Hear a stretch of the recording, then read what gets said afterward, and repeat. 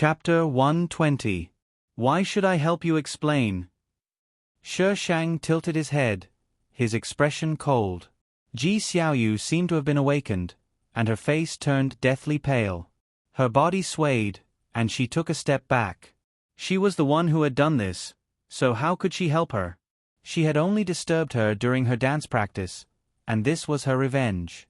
As expected, none of these rich people's daughters were good people. All of them were evil demons in beautiful human skin. Tisk, Ji Xiaoyu, how can your skin be so thick? Seducing young Master Bei is one thing, but now you want to curry favor with his little sister.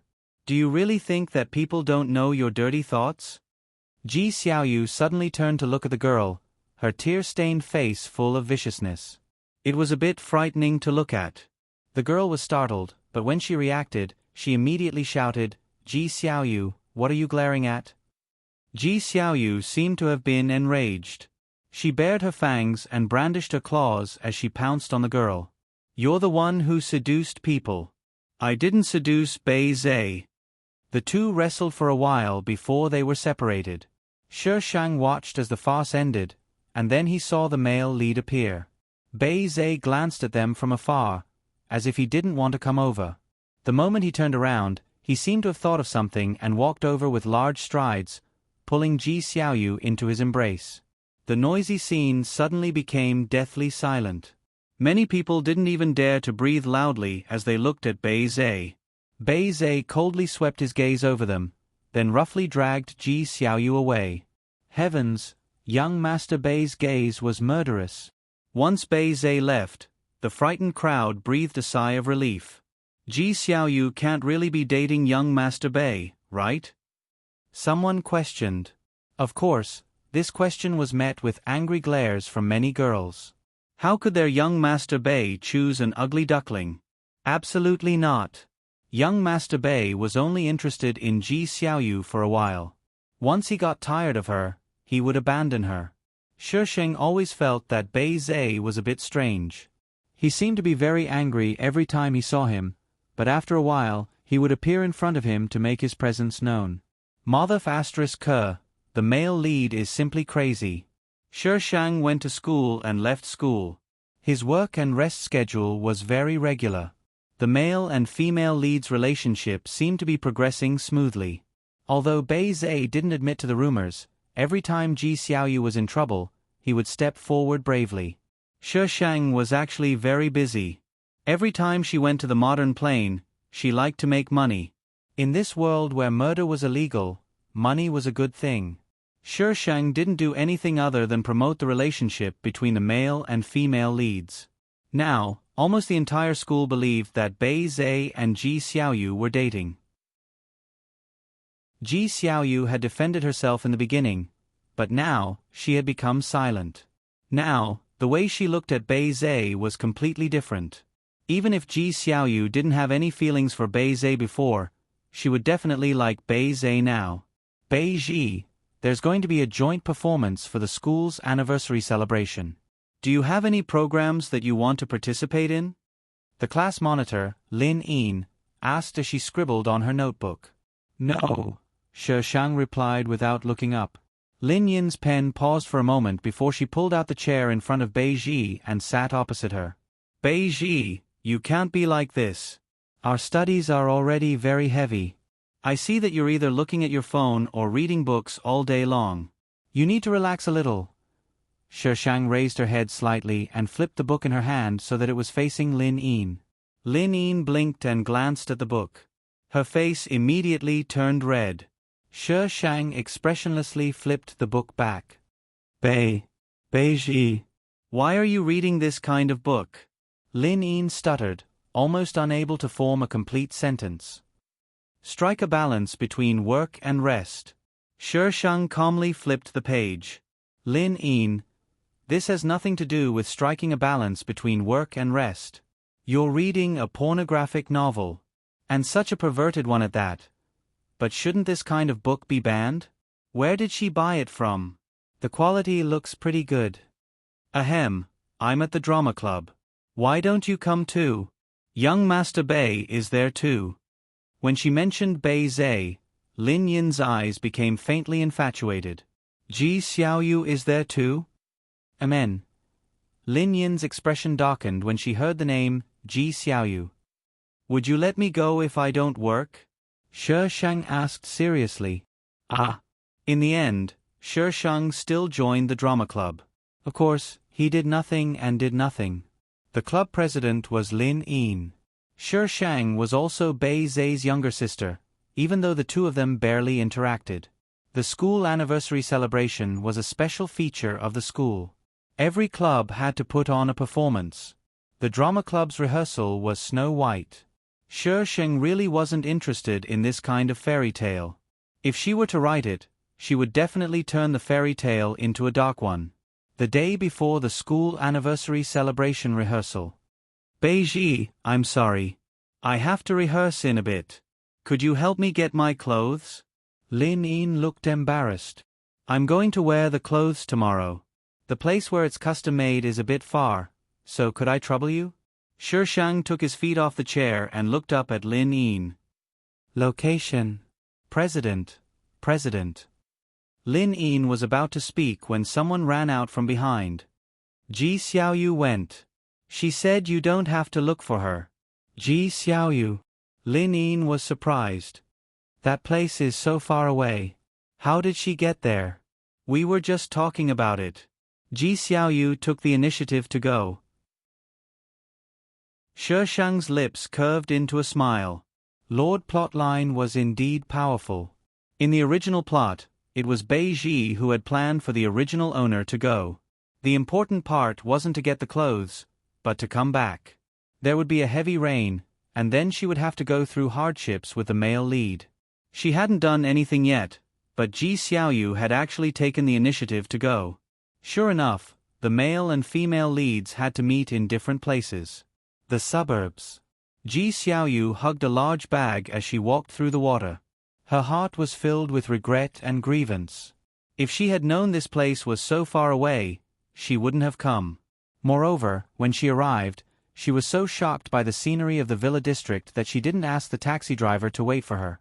She took the clothes and walked out of the villa district. Only then did she remember that the car was long gone. She could only walk forward and see if she could find a car. Who knew that it would rain heavily after walking for a short distance? She couldn't find a taxi, and there wasn't even a place to hide from the rain. Ji Xiaoyu's feet slipped, and she fell into a puddle. The bag in her hand fell apart, and her brightly colored clothes were immediately stained with mud. Ji Xiaoyu hurriedly put the clothes back into the bag, but the more she put, the more wronged she felt. She suddenly threw the clothes to the ground and stomped on them to vent her anger. Mud splashed everywhere. They must have done it on purpose. They deliberately made me run so far away. They must be looking down on me. So what if you're rich? Why did you have to run so far to make clothes? After venting, Ji Xiaoyu's small chest heaved up and down. The cold rain had extinguished some of her resentment. Looking at the black pile of clothes on the ground, she finally felt nervous and afraid.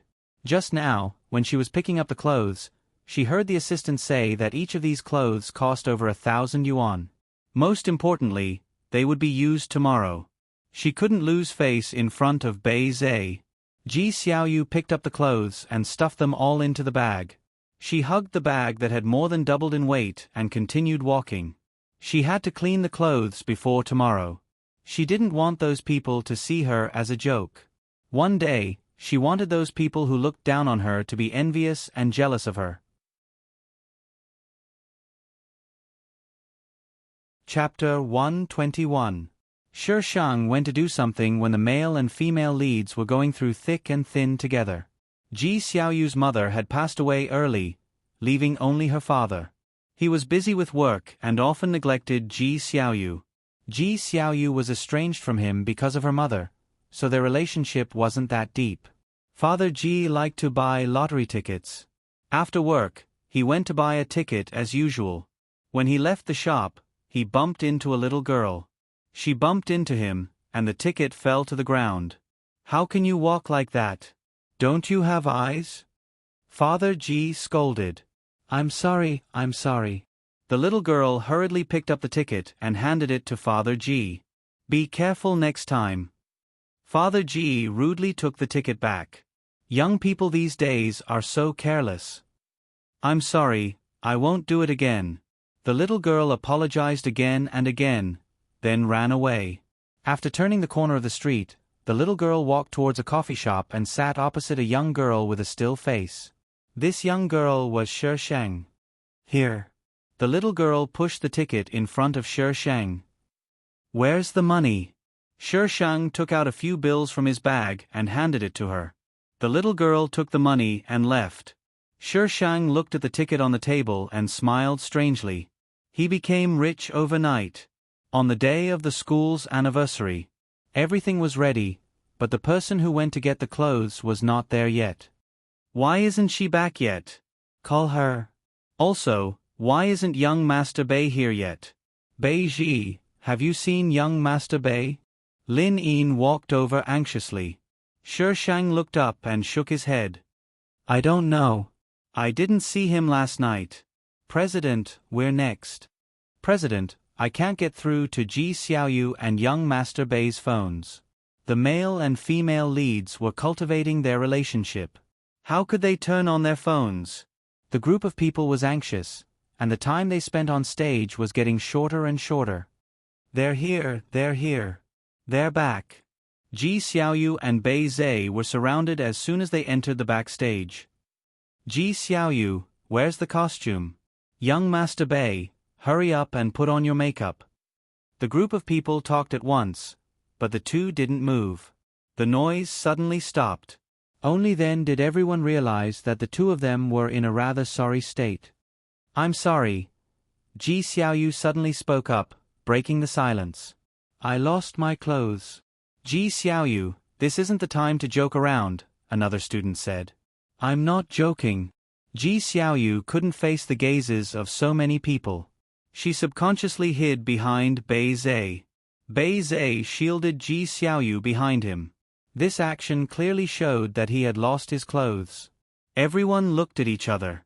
In order to rehearse this play, they had put in more than just time. Now, all he had to do was to say that his clothes were missing. Therefore, all his efforts were in vain. I already told you not to go, but you insisted on going. Ji Xiaoyu, you must have a grudge against us. One of the girls couldn't take it anymore and burst into tears. Lin Yin's eyes were also a little red, and her heart felt uncomfortable. She was in her 3rd year of high school this year, and this was the last play she planned to put an end to her high school career. But now, everything was ruined. I'm sorry. Ji Xiaoyu softly apologized. What's the use of apologizing? Now that we don't have any clothes, all our efforts have been in vain. I'm sorry, I'm sorry. Ji Xiaoyu could only keep apologizing. Why haven't you changed your clothes yet? It's almost time for you to go on stage. Shi Shang came in from outside, his clear voice ringing out. What clothes? We don't even have any clothes. Shi Shang looked at the girl who had spoken, even though he already knew the answer. The girl cried as she said, Ji Xiaoyu lost her clothes. Now that we don't have any clothes, how can we go on stage? Shi Shang looked at Ji Xiaoyu. Ji Xiaoyu shrank behind Bei Zhe, her face pale, as if she had been frightened. I was the one who lost the clothes, Bei Zhe directly said when Shi Shang looked over. Bei Zhe. Ji Xiaoyu looked at Bei Zhe with reddened eyes, her eyes filled with emotion. Shi Shang sneered.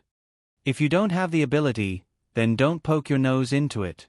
It clearly wasn't her problem, but she insisted on doing it, and she couldn't do it well. But in the male lead's eyes, her actions were so stupid that they were cute, and he even spoke up for her. This was the era of the female lead. Bei Ji. Bei Zhe sternly shouted at Shi Shang. What are you doing? Are you going to yell at me to get my clothes back? Mother ***, I clearly didn't do anything, so why are you yelling at me again? Bei Zhe angrily glared at her, his eyes filled with ice. Students of the drama club, you're next. Someone shouted from afar. Lin Yin took a deep breath. I'll go tell the teacher to cancel our program. You all. Can't you think of something else? Some people were unwilling to give up. This was the program they had worked so hard on for so long. Why would they cancel it just because they said so? Lin Ying shook her head, her eyes red. It was too late to rent it now. The school's anniversary program ended without a cause, and Ji Xiaoyu became the main culprit. But because Bei Zhe was protecting her, the drama club members didn't dare to make trouble for her. But many of them left the drama club. They couldn't afford to offend her, but couldn't they just avoid her? Ji Xiaoyu was being ostracized at school. Her school bag disappeared without a trace, and she was deliberately given the wrong program time. Ji Xiaoyu, someone is looking for you at the school gate. The student who passed the message had a look of contempt. I wonder where this nouveau riche came from. Ji Xiaoyu didn't really understand. She lowered her head and walked past the student, but the student suddenly stretched out his leg and tripped her. Seeing her fall to the ground, he laughed and swaggered off. Ji Xiaoyu resentfully glared in the direction that the student left. Finally, she got up with a sullen face and walked towards the school gate. At the school gate, Ji Xiaoyu saw a man standing there from afar. Although he was dressed in a suit, there was a thumb-sized golden necklace around his neck and a golden watch on his wrist. He looked very strange, like an employee who had stolen his boss's suit. Xiaoyu. The man waved at Ji Xiaoyu. Ji Xiaoyu didn't dare to believe her eyes, but when the man called out to her, she was sure that this was really her father. Ji Xiaoyu ran out of the school gate and pulled him to the side. Why are you here? And why are you dressed like this? No wonder that person said he was a nouveau riche. With his clothes, wasn't he a nouveau riche? Dad is rich now. Father Ji was very excited. Look, Dad is also a rich man now. In the future, Dad won't have to neglect you for work anymore. Xiaoyu, Dad will buy you whatever you want. Where did you get so much money? Ji Xiaoyu's first reaction was to frown. How could she not know her father? For the sake of work, he didn't even care about his wife's life. Her mother's death was only discovered 2 days later. It was also from that time that her relationship with Father Ji became bad. She always felt that Father Ji was the one who killed Mother Ji. Asterisk if you praise me more, I'll be pleasantly surprised. Request votes recommended by 1,000 people. Chapter 122. I won the first prize in the lottery. Father Ji looked around and lowered his voice. 40 million. We'll be rich in the future. 40 million. Ji Xiaoyu's eyes widened. This was an astronomical figure for her. She could actually win so much from the lottery. Now that she was rich, did that mean she wouldn't have to be bullied anymore? Ji Xiaoyu was excited. She didn't want to live a life of being bullied anymore. Everyone had a dark side. If Ji Xiaoyu could survive this period, then she would truly be someone who didn't care about money. But this money appeared just when her heart was wavering. I think I saw Chongqing today. That guy scared me to death. Did young Master Fu return to school? Student A's face was full of fear, and his voice was trembling. I don't think so. I didn't see young Master Fu's bodyguard. Student B comforted him. Did you see wrongly? How could I see wrongly? It was so big. Who else could it be other than Chongqing? The school is really too much. How could they let such a big guy in? I almost died a few times. Student A's face was deathly pale. Then young Master Fu might have returned to school. We have to be careful in the future. If we meet Chongqing, we're dead. The two of them talked as they walked past Shisheng. Shisheng looked at their backs strangely. What Chongqing? He was so awesome. If we meet him, we're dead? How could the school allow such a dangerous thing to enter the school? Just as Shisheng was puzzled, his gaze suddenly changed. He looked at the flowers to the side. A huge creature jumped out of the flowers without warning and met Shisheng's gaze. Its eyes were green and filled with savagery. Shisheng, what kind of lunatic was feeding a Caucasian dog here? Caucasian dogs were her favorite type of dog because they were strong and loyal. But she didn't like being fed by someone else at all. Damn it! She could die. Shi Shang's eyes turned cold. He glared back fiercely, his body filled with killing intent. You think I'm afraid of you just because you're a dog? The big dog arched its body as if it had seen an invader invading its territory. A low growl came from its throat. Shi Shang silently raised his middle finger. Woof. The big dog seemed to be enraged. It pounced on the Shi Shang fiercely. Shi Shang was caught off guard and was startled, but he still dodged nimbly. Next to her was a half-high iron railing with carved patterns. Shi Shang's back hit the iron railing, and the sharp edge of the railing scraped against her back, causing her to feel a sharp pain. However, the big dog did not give up. It turned its head and pounced over again.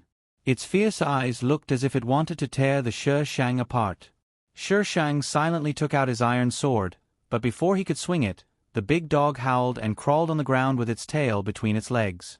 Shi Shang was speechless. Wasn't she quite bossy just now? How could he not be arrogant so quickly? Shi Shang waved his iron sword and walked towards the big dog. Hidden quest. Thorny heaven and thorny earth. Please choose a mode. Normal mode or chain mode. The system's voice suddenly rang out, stopping Shi Shang in his tracks. Shi Shang's mouth twitched. Another hidden mission. It's one thing for you to have a weird name, but you even have a mode to choose from? And what the hell is a chain mode? System, can you not randomly add things to my system? Does your manufacturer know how willful you are? The system ignored Shi Shang. Shi Shang waited for a while, but the system continued to remain silent. Chain mode. I want to see what the hell this new function is. Mode selected cannot be changed. Mission target. Fu Qin. Chain mission 1. Get to know each other. Shi Shang was speechless. This is a chain mission. Mother ***, all the missions are issued by you one by one, right? Shi Shang looked up at the sky. Why do I feel like the system has become even colder? Shi Shang looked at the big dog that was still crawling on the ground. Chongqing. Mother ***, it's actually a dog. Is Fu Qin trying to turn this dog into a spirit? Fu Qin's background was unknown. In any case, he was an anomaly at school. You might not even see him once in a year. But the entire school knew of his existence. The reason was simple. This guy had a dog. Whenever this dog appeared, it meant that Fu Qin was nearby. In the storyline, Fu Qin appeared as the final boss. The setting was rather melodramatic. When Fu Qin was young, he was the female lead's neighbor. At that time, he was alone with only a housekeeper to serve him. Then, the female lead shone brightly and gave Fu Qin an unforgettable childhood memory. From then on, Fu Qin couldn't forget the female lead. So when he met the female lead and discovered that she liked someone else, Fu Qin started courting death. In the end, he committed suicide. Villains were all pitiful. Shi Shang shook his head. He looked at the big dog in front of him, his gaze turning sinister again. These were two different things. This guy had almost crippled her just now. No matter what, she had to collect some interest. She walked in front of Chongqing in a few steps, raised her hand, and chopped down. Chongqing, dodge. A boy's calm voice came from the side. Chongqing had been crawling on the ground all this time. When Fu Qin's voice rang out, it reacted and dodged. But it was still a step too late. The iron sword cut one of its legs. Fresh blood flowed down its fur. Ow! Chongqing cried out in pain. She didn't care about the mission target. This thing dared to hurt her. She was already being considerate by not killing it. After completing the mission, she would stew it and eat it. Perhaps because Shi Shang's gaze was too cold, Chongqing fell to the ground and cried out miserably. It no longer dared to show any ferocity in its eyes. Fu Qin walked out from behind the flowers. The youth's eyes were clear and bright, like the cold moon in the sky. He carried an unattainable elegance. He crouched down and examined Chongqing's injury. Then, he took out his phone and made a call. All of this was done very calmly. Shi Shang sized up Fu Qin suspiciously. His body emitted an aura of death.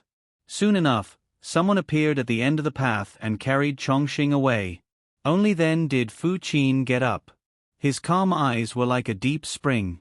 They attracted people's attention, but they were also filled with thorns. No one dared to approach them. Chongqing was in the wrong first. We're even. After saying this, Fu Qin elegantly turned around. His movements were like moving clouds and flowing water. Who knew that in the next second, Fu Qin's body would sway and he would suddenly fall towards the flowers. Shi Shang watched helplessly as Fu Qin fell into the flowers. Half of his body was hidden among the green leaves. What kind of trick was this? Even a handsome man shouldn't be used like this. At least take off one of your clothes first. She walked over. First, she observed the person lying on the ground. Then, she used the iron sword to poke Fu Qin's butt. After making sure that he wouldn't come back to life, she looked up at the sky in distress. This kind of encounter between the male and female leads. So strange. Asterisk pleading votes.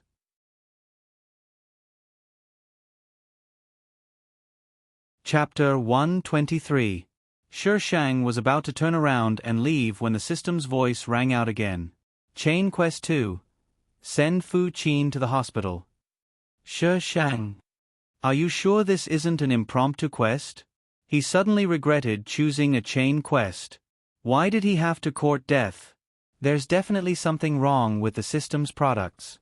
Unjustly implicated system. I'm innocent too, alright? Who told you to not follow the script? To be honest, Shi Shang had never imagined that the great villain would be so delicate. Was she a freaking villain? Wasn't she the female lead? Shi Shang stood by the bed, propping up his chin as he stared at Fu Qin. Fu Qin's face was still that of a teenager.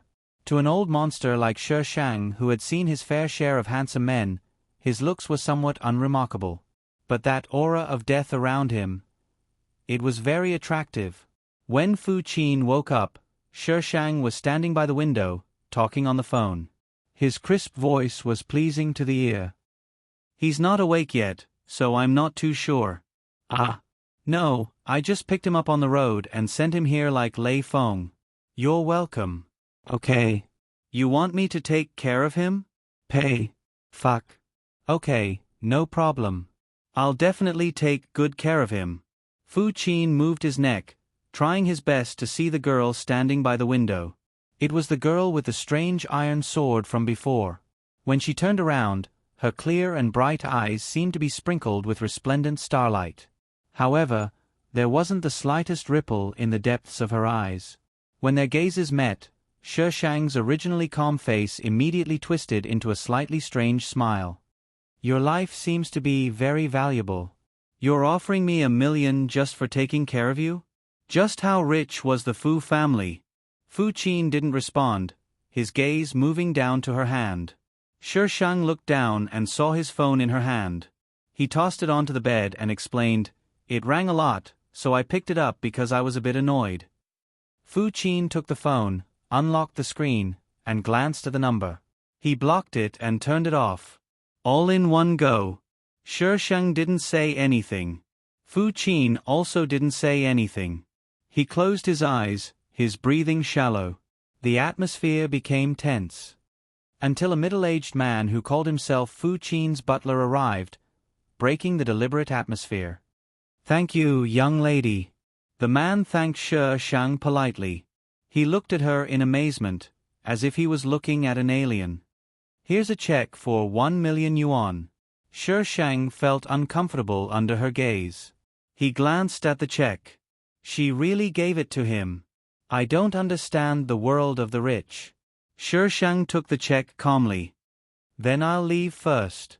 Young lady, wait. The man stopped Shi Shang. Shi Shang turned to look at him. The man smiled amiably at the Shi Shang, then glanced at Fu Qin, who was lying on the sickbed like a corpse. He lowered his voice and said, I'll have to trouble you to keep an eye on him for a while. I need to talk to the doctor about something." Seeing Shi Shang's strange expression, the man motioned for her to go out and talk. "To be honest, our young master has a very bad temper. Today, you stayed by his side for so long and didn't lose your temper. I also find it very strange. So, can I trouble you to wait a little longer? Money is not a problem." Was Fu Qin's temper bad? He couldn't tell at all. Just as Shi Shang was about to refuse, the system popped out again. Chain Mission 3. Accept him. The corners of Shi Shang's mouth twitched. He was forced to swallow the words he was about to say. The man left for a long time. Shi Shang stood in the room and paced back and forth. During this time, Fu Qin's eyes were closed and he didn't react at all. Her phone suddenly vibrated. Shi Shang pulled it out and walked to the window to answer the call. When she turned around, Fu Qin slowly opened his eyes. His gaze landed lightly on her body. "Yes, money is not a problem. I can provide it. Send me the information in a bit. I'll give you an answer after I've looked it over. You don't need to ask me about such a small matter. I didn't hire you to use money as a vase." Her voice was clear and crisp.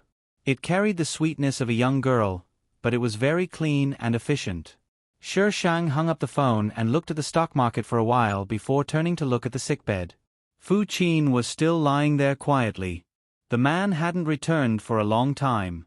Shi Shang was getting impatient and went out to look for him. Shi Shang walked out of the room. The VIP ward was very quiet. The sound of conversation could be heard from the side corridor. "His body is already very weak. If this continues, he'll collapse sooner or later." Yes. But the young master refuses to take his medicine. He's completely given up on himself. There's nothing we can do. We've tried everything. You still have to think of something. If he continues like this, he'll only last half a year at most. You're the young master's main doctor. It's not like you haven't seen the young master when he's in trouble. Shi Shang listened for a while. His brows furrowed deeper and deeper. Fu Qin has a terminal illness? Isn't this a standard setting for female leads? He's a villain. Why the hell would he have a terminal illness? Shi Shang stood at the door of the room and waited for the man to return. About half an hour later, the man finally returned with several bodyguards in black. First, he politely apologized to Shi Shang. Then, he handed Shi Shang a check. To be honest, this money was far too easy to earn. But he couldn't shake the feeling that this money was a trap. So, after exchanging some pleasantries with the man, Shi Shang left. Wednesday. 3 days had passed since Fu Qin's hospitalization. When Shi Shang's class was over, the system suddenly popped out. Chain Mission 4. Deliver food. What the hell? Say it again if you have the guts. Deliver food. The system's cold electronic voice obediently rang out. Deliver your grandpa. BBB, can endure those lousy missions from before. But I don't want to do this kind of daily mission anymore. The system's voice didn't ring out again. Shi Shang didn't go to the system. It was only after school was over that the system repeated the mission again. If I don't go, this thing will keep repeating, right? Just as she expected, the system repeated the mission again the next day. From a few hours, it shortened to an hour, then half an hour, and finally, it repeated every few minutes. After school was over, Shi Shang carried the food he bought outside and stormed into the hospital. Outside the room, a man and 4 bodyguards dressed in black were standing together, whispering to each other. Young master hasn't eaten for a day and a half. This can't go on. Uncle Jian, hurry up and think of something. The butler, Uncle Jian, shook his head. What can I do? Whoever goes in now will be unlucky. Young lady? Uncle Jian's sharp eyes glanced at Shi Shang. The bodyguards immediately stopped talking and stood straight on either side of him. But their eyes kept darting towards Shi Shang. What are you doing? Uncle Jian was surprised to see the lunchbox in Shi Shang's hands. Delivering food. Shi Shang was angry and his tone wasn't very good. Uncle Jian. How is this the way she's delivering food? It wouldn't be an exaggeration to say that she's here for revenge. Uncle Jian didn't dare to let Shi Shang in. Also, why would she deliver food to their young master for no reason? Young lady, young master's emotions are a bit unstable right now, so. He tactfully refused. It's okay. I don't care, Shi Shang replied stiffly. Uncle Jian. This young lady looks quite smart. Why doesn't she understand what I'm saying? Shi Shang made it seem like she was determined to go in today no matter what. The bodyguards next to her became nervous and blocked her way. Add Moria baby who doesn't vote. Keep your votes and you won't have children. T to the power of T, please vote.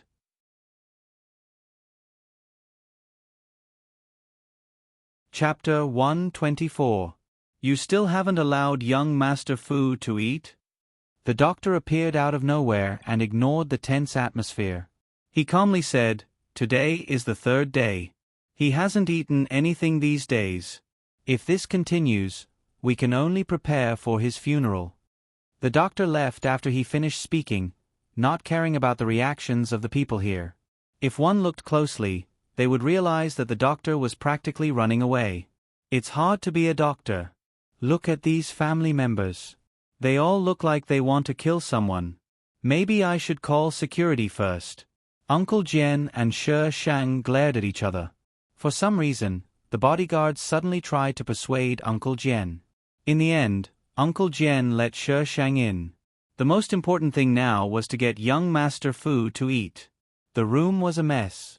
Medical equipment was scattered all over the floor, and blankets and pillows were thrown everywhere. It looked like a fight had just broken out. The pungent smell was so strong that it was suffocating. Fu Qin was wearing a hospital gown as he leaned against the headboard.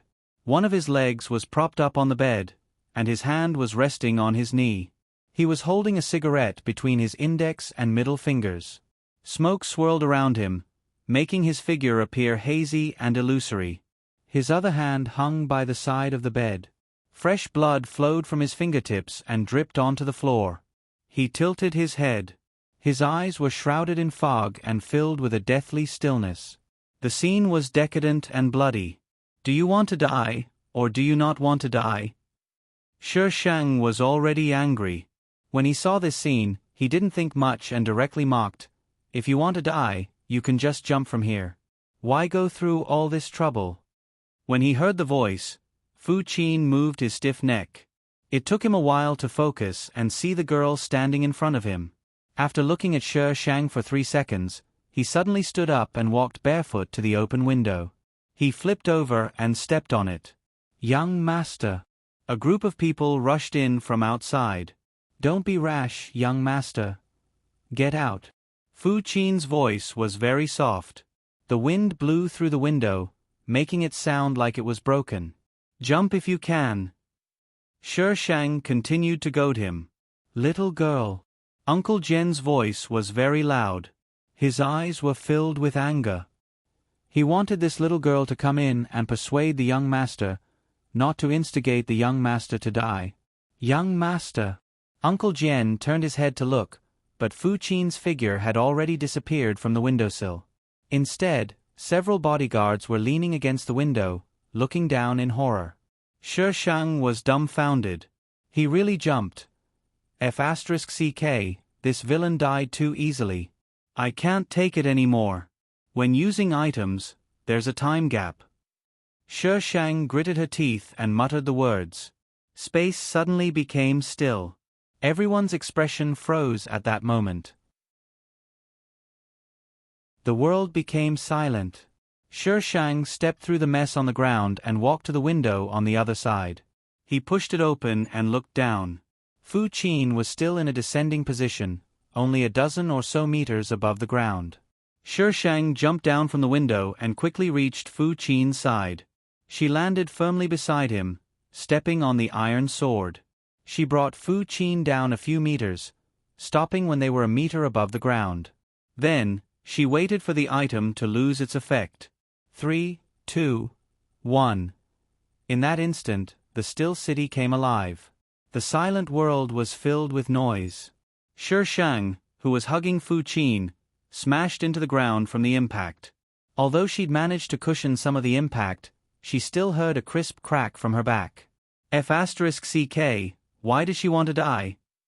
Who knew this idiot would really jump? Luckily, this was the inpatient area and there weren't many people around. Otherwise, who knew how the rumors would spread? Are you trying to crush me to death? Shi Shang said through gritted teeth. Fu Qin didn't react. He slowly propped himself up and said regretfully, I didn't die. Shi Shang, I should have let you die. Why the hell did I save you? The people in the ward above only saw Shi Shang suddenly appear and crash onto the ground with her young master. A group of people quickly rushed down and checked Fu Qin several times to make sure he was fine. Only then did they notice Shi Shang lying on the ground. Shi Shang was sent to the hospital for emergency treatment. Damn it, I did it all myself. While Shi Shang was hospitalized, Fu Qin was still trying to kill himself. But every time he did, the system would give her missions. They were all trivial things. For example, tell Fu Qin a joke. Give Fu Qin a fruit. Accompany Fu Qin for a checkup. Shi Shang finally understood why the housekeeper said Fu Qin had a bad temper. It was one thing for this guy to want to die at any time, but he was also a silent victim. If there was a disagreement, he wouldn't say a word. Due to the unpleasantness of their second meeting, Uncle Jian actually didn't like Shi Shang very much. His first good impression of him was now negative. On top of that, Shi Shang had instigated his young master to jump off the building. Then, she'd mysteriously appeared next to the young master. Uncle Jian felt it was already a miracle that he hadn't ordered someone to drag this suspicious person out and deal with her. So every time Shi Shang wanted to see Fu Qin, he had to fight a battle of wits and courage with the housekeeper as if he was guarding against a thief. Chain Mission 14.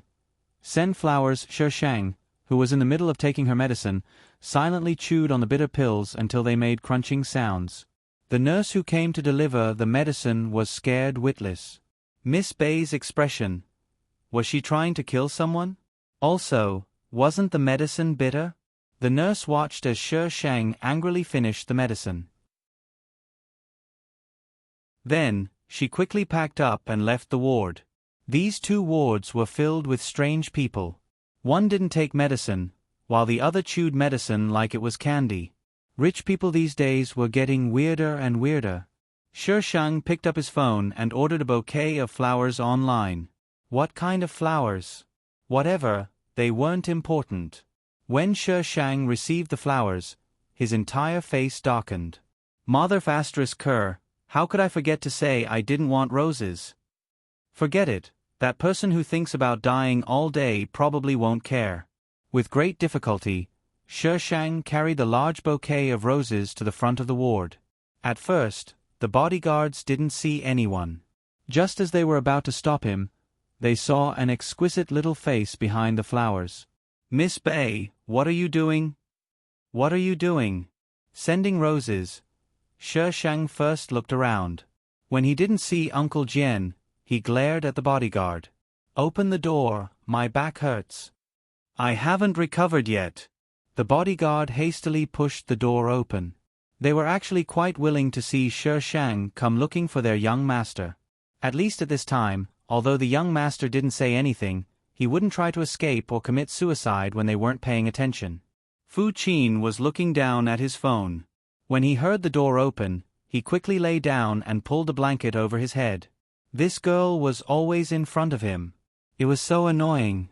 If Shi Shang knew what Fu Qin was thinking, he would probably slap the entire bouquet of roses in his face. Did he think she wanted to be in front of him? Idiot. Fu Qin, don't play dead.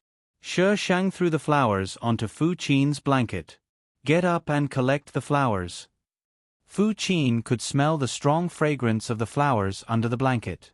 He lifted a corner of the blanket and saw the bright-colored roses. He was stunned for a moment. Then, his gaze slowly moved to Shi Shang's face.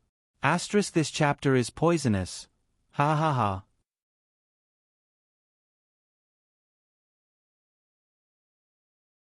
Chapter 125. The girl's face was delicate, but her expression wasn't good. She was angry, but that didn't hinder her beauty. She didn't need to do anything. Just by standing there, she exuded an indescribable aura of nobility. Shi Shang saw that Fu Qin had noticed and didn't say anything. She turned around and left the room.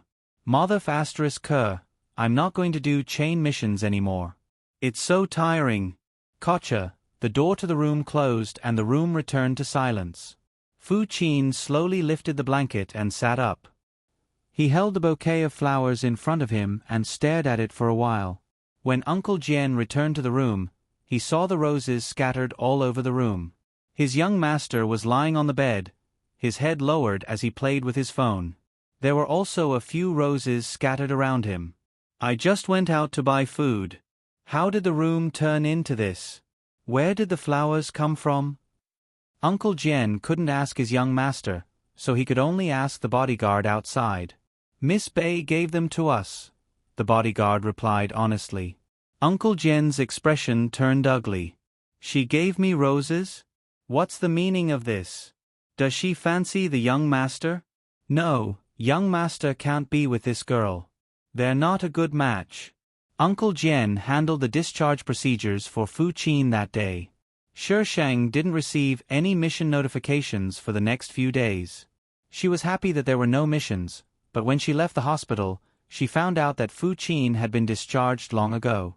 When Shi Shang returned to the villa, she heard the sound of conversation and laughter. Ji Xiaoyu and Bei Zhe sat together in the living room. Across from them sat a middle-aged couple who had maintained themselves very well. Shi Shang was stunned for a moment. She matched the two people from her memories. Father Bei and Mother Bei. They're actually back? But Ji Xiaoyu, she's changed quite a bit. Ji Xiaoyu must have been doing well while I wasn't around, right? At this time, Ji Xiaoyu was wearing branded clothes. Her neck and wrists were adorned with the latest accessories. She was no longer barefaced. Instead, she was wearing exquisite makeup. The smile on her face was filled with confidence. Her chest was slightly puffed out, forcefully showing off her presence. Although she was wearing branded clothes, her aura couldn't keep up. She looked a little strange. Bei Zhe was the first to spot the Shi Shang. He stood up immediately and walked towards the Shi Shang, but the next second, he bent down to pick up a glass of water from the table. Drink some water. Thank you. Ji Xiaoyu blushed and shyly said. Silly girl. Bei Zhe patted Ji Xiaoyu's head. Dad, Mom, let me show Xiaoyu around. Okay, go ahead. Dinner will be ready soon. Mother Bei smiled and nodded. She seemed to like Ji Xiaoyu very much. Only after Bei Zhe left did Shi Shang enter the house. Father Bei and Mother Bei only asked a few simple questions about Shi Shang's return, their attitude perfunctory. When she was hospitalized, she called home. However, their perfunctory attitude was enough for Shi Shang to experience what kind of life the original owner of this body had lived here. Being ignored like this and having unspeakable feelings in her heart, it wouldn't be strange if the original owner of this body turned into a boss. Shi Shang returned to her room and changed her clothes. When it was time to eat, Uncle he called her. She didn't want to go down, but then she thought about it. The female lead was here, so she had to go down and take a look. Lunch was very sumptuous. By the time Shi Shang went down, everyone had already started eating. Xiaoji, you're home? Ji Xiaoyu was surprised to see Shi Shang. I'm sorry, Xiaoji. I didn't know you were home. I didn't wait for you. Shi Shang pulled out a chair and glanced at Ji Xiaoyu. Without saying a word, she sat down and picked up her chopsticks to eat. Ji Xiaoyu looked at Shi Shang awkwardly. Bei Ji, how can you be so rude? Mother Bei glared at Shi Shang. It's fine, Xiaoyu. Hurry up and eat. Ji Xiaoyu smiled at Mother Bei and began eating. Shi Shang only glanced at Ji Xiaoyu, then lowered her head and continued eating. Her movements were like floating clouds and flowing water, elegant and noble. However, Ji Xiaoyu was a bit stiff. She wanted to imitate a noble's daughter, but she hadn't undergone any training. If she tried, she would end up like a dog instead of a tiger. Bei Zhe watched Ji Xiaoyu's movements and frowned.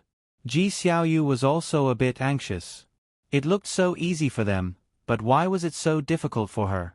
After eating, Mother Bei left with Ji Xiaoyu. Father Bei also had work to do, so only Bei Zhe and Shi Shang were left.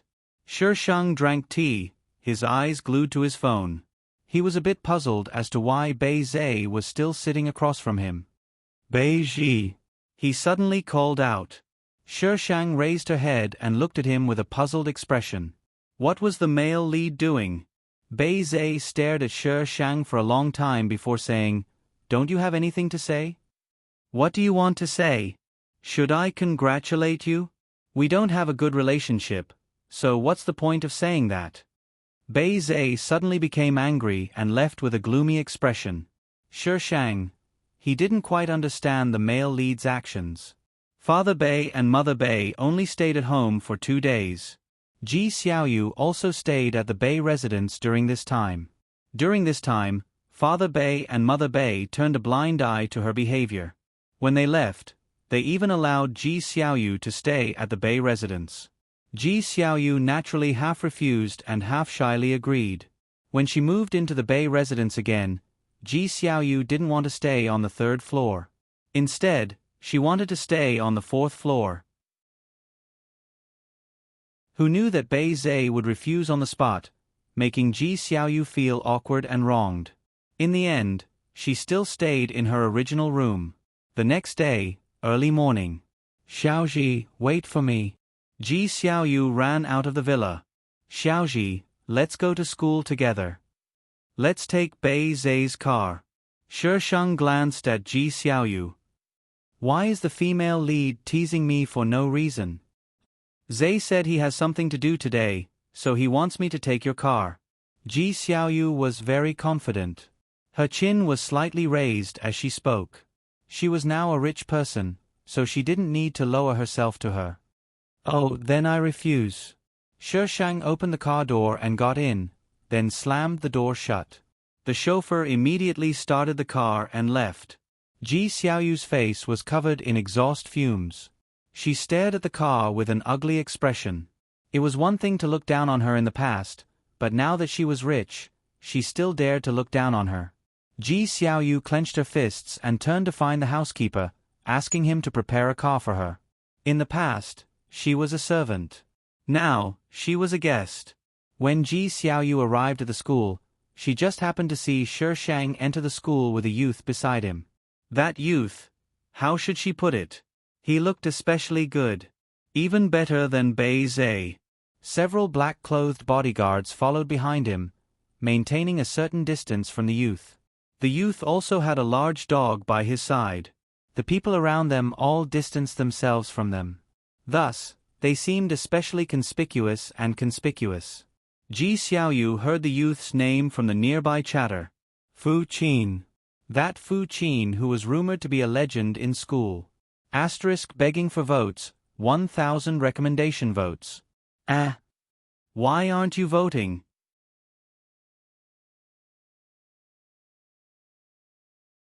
Chapter 126. Fu Qin, will you die if you squeak?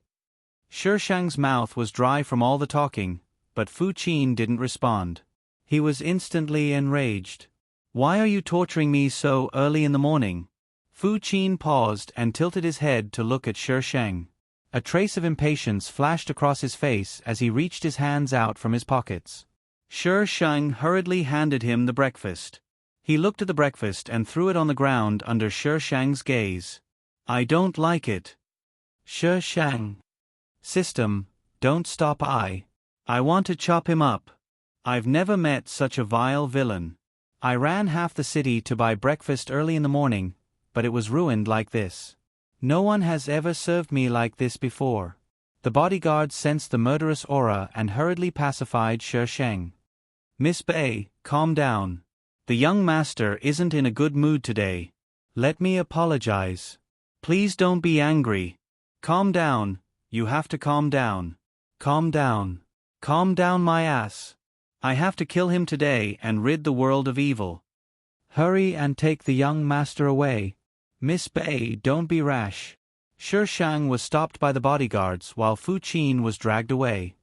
Miss Bei, don't be so calculative with the young master. The young master, Sigh, it's not easy for the young master either. The bodyguard holding Shi Shang back had a helpless expression.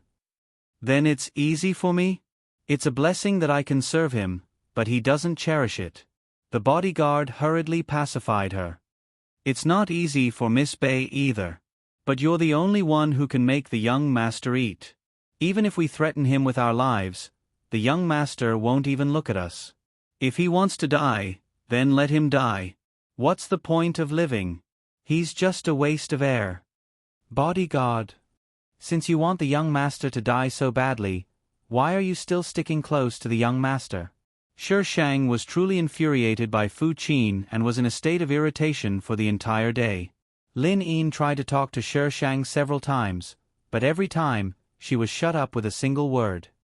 That's all for today's class. Next week, we'll be going to Mount Shaoyang for an outdoor activity. Everyone, get your things ready. As soon as the teacher's voice fell, the classroom exploded. It's Mount Shaoyang again. Isn't there anything new? Teacher, can we go somewhere else? We've been there for 3 years, and I even know how many trees there are in Mount Shaoyang. The teacher glared at the student. How many trees are there in Mount Shaoyang? Tell us. Who knows? You'll have to count the trees this time. The complaining student didn't dare to say anything. The teacher cleared her throat. You're in your 3rd year of high school. You're teaching your first-year students as seniors. The class committee will be meeting in the office later. All right, class dismissed. Shi Shang looked at the discussion in her class thoughtfully. Mount Shaoyang was another place that was prone to accidents. Chain Mission 17. Send Fu Qin to Mount Shaoyang. Shi Shang was speechless. What was he supposed to do? Commit suicide? No one would find out if he killed someone and dumped their body there, right? Mount Shaoyang wasn't a single mountain, but rather a cluster of mountain peaks. However, only 2 of the peaks had been developed. The other peaks hadn't been developed yet, and there was a deep ravine between the 2 peaks. It was a good place to dump a body. Because the school had organized a trip to Mount Shaoyang, there weren't many classes for the next few days. The students were free to enter and leave the school to buy whatever they needed. Before Shi Shang went shopping, he had to deal with Fu Qin, the cold-blooded maniac. Using his bodyguards, Shi Shang found Fu Qin without much effort. He was sitting beside the school's artificial lake, and Chongqing was lying at his feet. When she sensed someone approaching, she let out a warning growl. Fu Qin stroked Chongqing's head. He didn't need to look to know who it was. Apart from her, no one else knew he was here. Shi Shang sat down next to Fu Qin. Come with me to Mount Shaoyang next week. No. I'll take you to your death. Before Fu Qin could refuse, Shi Shang made the first move. Don't you want to die? I'll take you to your death. Fu Qin was silent for a while, sizing up Shi Shang from the corner of his eyes. Previously, he'd thought this girl was annoying. She kept appearing in front of him, and if he didn't let her, she'd threaten him with violence. She didn't seem like a girl at all. But later on, no matter how hard he tried to make things difficult for her, she'd only leave after achieving her goal, no matter how angry she was. He suspected that Uncle Jian had bribed her. Otherwise, why would he allow her to appear in front of him? Later on, he'd made things even more difficult for her. He wanted to see how long she could hold out for money. But he'd underestimated this girl. If Uncle Jian knew what Fu Qin was thinking, he'd definitely cry out that he'd been wronged. He tried his best to guard against betrayals, but he couldn't guard against traitors. Okay. Just as Shi Shang was getting impatient, Fu Qin opened his mouth. After receiving his answer, Shi Shang immediately left. She didn't want to spend another minute with this person. She was afraid that she wouldn't be able to hold herself back from killing him. The aura of death on his body made her want to kill him. Actually, Shi Shang didn't have much to buy, but that girl, Lin Yin, insisted on dragging her to the mall. She said it was a good balance between work and rest. Lin Yin didn't dare to compliment She Shang's strange balance between work and rest. Do I look good? Yes. What about this? Yes. Lin Yin threw a pile of clothes onto the sofa in frustration. Why are you like my dad? You go shopping with him and ask him if anything looks good. Bei Ji, you're a girl. Can't you act like one? She Shang raised his head. A sinister smile suddenly appeared on his face. He reached out and pulled Lin Yin to his side. Wrapping his right hand around her shoulder, he used his other hand to lift her chin. You're so beautiful. You look good in anything. Lin Yin was stunned. She didn't react. Was she being flirted with? Why did she suddenly feel that Bei Ji was a little handsome? Her heart raced. It was pounding so fast. Lin Yin's face suddenly turned red. She struggled out of She Shang's arms and stumbled towards the cashier. I'll take all of these. After paying the bill, Lin Yin's face was still a little red. She Shang, however, acted as if nothing had happened. Lin Yin also calmed down. She rarely saw Bei Ji so lively when interacting with others. Most of the time, Bei Ji was indifferent.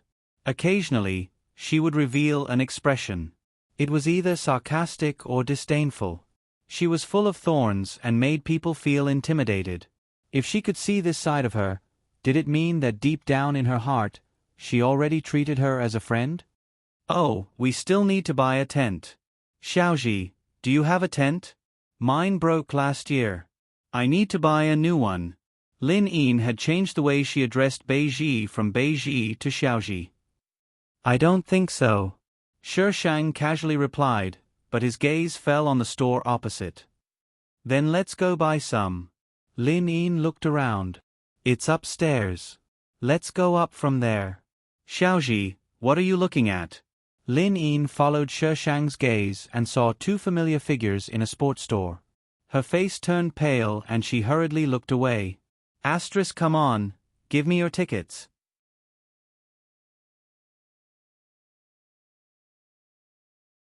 Chapter 127. Ji Xiaoyu and Bei Zhe were shopping for sportswear. Ji Xiaoyu chose 2 sets of matching outfits, and the two changed into them. Ji Xiaoyu held Bei Zhe's hand, looking very happy. Xiaoji. Ji Xiaoyu's sharp eyes saw She Shang standing in the corridor, and she immediately pulled Bei Zhe over. Xiaoji, you're also shopping? I wanted to ask you to come with me today, but Zhe said. Ji Xiaoyu embarrassedly stuck out her tongue, looking very cute. I didn't think we'd meet here. Why don't we eat together? Xiaoji, we still have a lot of things to buy, so we won't eat with young Master Bei. Lin Yin pulled on She Shang's sleeve and whispered. It's okay. Zhe can help you when the time comes. Ji Xiaoyu smiled, but there was a trace of pride in her eyes. In the past, everyone in school thought that Bei Zhe and Lin Yin were a match made in heaven. But now, Bei Zhe didn't like her. I don't want to eat with someone I don't like, She Shang said indifferently. Ji Xiaoyu opened her mouth, as if frightened. After a while, she sadly asked, Xiaoji, you don't like me? What did I do wrong? I can change. Bei Zhe also looked at She Shang, as if very concerned about this answer. I don't like you. She Shang was about to say something when his phone suddenly rang. Miss Bei, it's really you. That's great. I'm on the 5th floor. You can see me if you look up. Young Master is throwing a tantrum here. Can I trouble you to come up? I'm not his nanny. She Shang hung up without thinking. The other side didn't give up and called again. She Shang directly turned off his phone. Let's go. She Shang looked at Lin Yin. She didn't want the bodyguards to come down and arrest them. Xiaoji. Ji Xiaoyu suddenly grabbed She Shang. I know I may not do well in many areas, but I will learn. I hope you can teach me in the future. Let go. Xiaoji, She Shang caught a glimpse of a few bodyguards rushing down from the elevator. She took advantage of the opportunity to shake off Ji Xiaoyu. Perhaps she had used too much strength, but Ji Xiaoyu fell to the ground. Ah! Ji Xiaoyu cried out in pain. Bei Ji! Bei Zai shouted. He quickly helped Ji Xiaoyu up from the ground. Are you hurt anywhere? Ji Xiaoyu glanced at her foot. Her forehead was covered in cold sweat. I might have sprained my foot. It's not a big deal. Don't blame Xiaoji. Bei Ji, stop right there. Seeing that Shi Shang was about to leave, Bei Zai shouted again. His voice was very loud, and the people around them all looked over. On the other side, the bodyguards had also arrived and blocked Shi Shang's escape route. Ms. Bei, please help us out. Come with us. The bodyguards surrounded Shi Shang without giving her any chance to protest. Lin Yin looked at the bodyguards strangely. Weren't they young Master Fu's bodyguards? Shi Shang furrowed her brows in annoyance. Seeing Bei Zai and Ji Xiaoyu looking over, she decided to go take a look at the villain who wanted to die. Ji Xiaoyu's attitude made her feel a bit uncomfortable. On the 5th floor, several salespeople were huddled in a corner. The floor was a mess, and all kinds of clothes were strewn everywhere. And in the middle of that mess sat a young man. 2 black-clothed bodyguards stood next to the young man. They were trying to persuade him, but the young man remained unmoved. He lowered his eyes and looked at the floor. The 2 bodyguards were helpless. The young master had suddenly lost his temper. The salespeople were so scared that they almost called the police. Recently, the young master's temper had become more and more unstable. He would lose his temper without any warning. Moreover, he wouldn't eat. If the housekeeper hadn't asked someone to hold the young master down and feed him nutrient fluids, the young master would have died long ago. Miss Bei.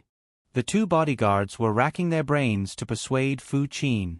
When they saw Shi Shang enter, their faces lit up and they stepped aside.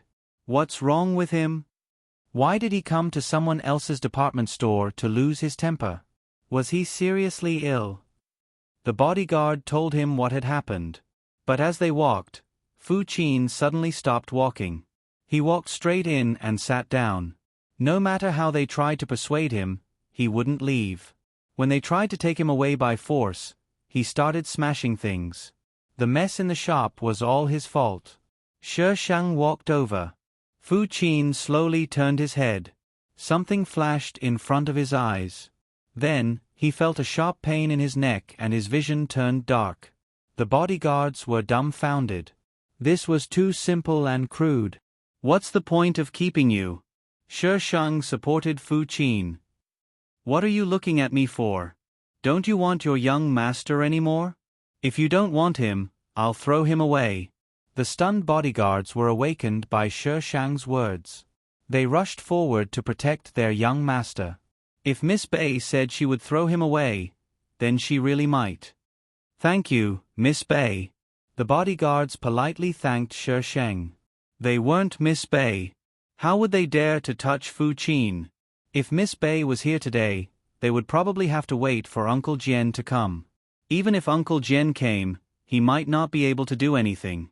If they used violence, young master would only be waiting for death when he woke up. Don't let him out for no reason. Letting him out would only bring disaster to others. The bodyguards were speechless. How was this a matter of whether or not they let him go? After dealing with Fu Qin, Shi Shang walked out. Bei Zai and Ji Xiaoyu were among the crowd. Bei Zai's complexion wasn't too good. Perhaps it was because he was angered just now. Ji Xiaoyu curiously looked inside. Xiaoji, you know young Master Fu? Lin Yin's face was full of curiosity. She didn't look as depressed as before. Instead, she looked worried. You actually knocked young Master Fu unconscious. He might cause trouble for you when he wakes up. He wouldn't dare. Shi Shang gritted his teeth. Lin Yin was frightened by Shi Shang's sinister expression. She was speechless for a while. When they returned to the villa, Shi Shang was stopped by Bei Zai. How do you know Fu Qin? Bei Zai asked directly. Shi Shang was baffled. What does that have to do with you? I'm still your older brother. Bei Zhe emphasized the word, older brother. It was as if he was reminding Shi Shang, but also reminding himself. So what? Even if he's my older brother, he can't control who I interact with or who I know, right? Shi Shang sized up Bei Zhe without batting an eyelid. This male lead couldn't have liked the original owner, right? Shi Shang's eyes turned. He suddenly took a step forward and placed his hand on Bei Zhe's chest. His voice was sweet and clear. Older brother, what are you thinking about? Through the material of his shirt, she could feel Bei Zhe's heartbeat quicken. His entire body stiffened and his jaw clenched. Shi Shang retracted his hand. His face was colored with an indescribable emotion. Unfortunately, it's too late. That girl called Bei Zhe was dead. She would never know that the person she liked used to like her back. It's not too late, Bei Zhe blurted out. Shi Shang glanced at him and shook his head slightly. A trace of a smile appeared on his face. It's too late. Asterisk, was the ticket high?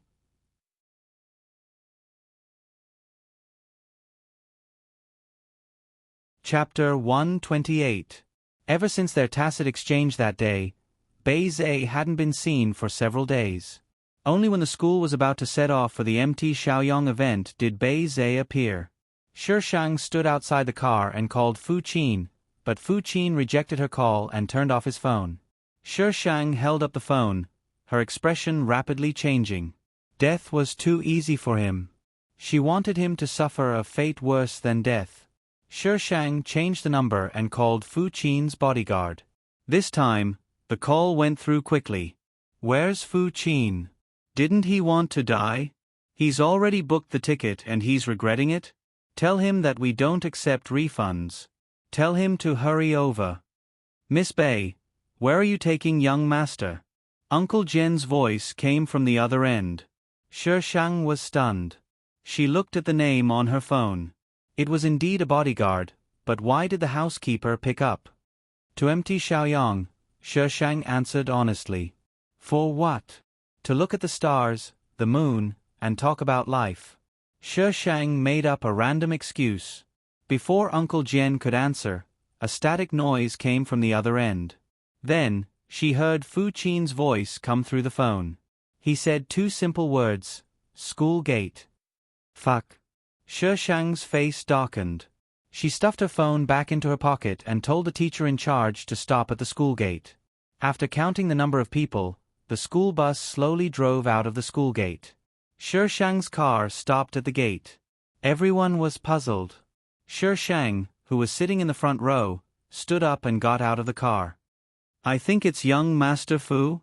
Where is he? The people on the bus immediately became excited and squeezed to the side of the car. Fu Qin stood alone under a large tree outside the school gate. The white-clothed youth was handsome and spirited. The breeze was cool, and the sun was mottled. Time seemed to stop in that instant. The youth's silhouette was like a painting. It really is young Master Fu. Is young Master Fu going too? Is Chongqing here? I didn't see him. I only saw young Master Fu. When did Bei Zhe and young Master Fu get so close? Bei Zhe led Fu Qin into the car. The car was instantly silent. Many people looked behind Fu Qin. When they confirmed that Chongqing's enormous body wasn't there, they all breathed a collective sigh of relief. Chongqing, that fellow, was terrifying just by looking at him.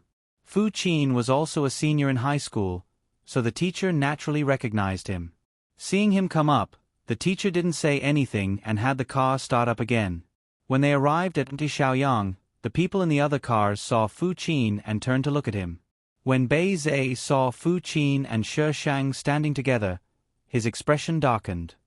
Now, we will divide into groups. Seniors, take care of the juniors. Those who are in the same group, stand in your own group, the teacher shouted through the loudspeaker. Then, the classes began to divide into groups. Based on the class, those who drew the same number were in a group. There weren't many people in a class. The largest class was only 30 people. Therefore, there were only 50 to 60 people in a team. As the place where the male and female protagonists increased their relationship, the male and female protagonists were naturally assigned to the same class. Shi Shang looked at Bei Zhe sympathetically. Previously, she always felt that Bei Zhe was crazy when he yelled at her for no reason. So it was because he liked the host. The plot didn't mention this at all, but if you looked closely, you'd find that the author had vaguely described the complicated look in Bei Zhe's eyes when he looked at Bei Zhe.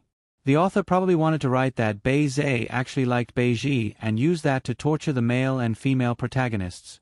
But in the end, she didn't even have time to use that hidden line. She wasn't as suicidal as the host, so she didn't erase Bei Zhe's feelings for Bei Zhe. Therefore, she didn't need to do anything. This couple would soon collapse. After dividing into groups, the first task was to climb the mountain. The first group to reach the peak would be rewarded with a sumptuous dinner. There were several paths leading up Mt Shaoyang, and each group could choose their own path. The final gathering point was at the mountain's resort.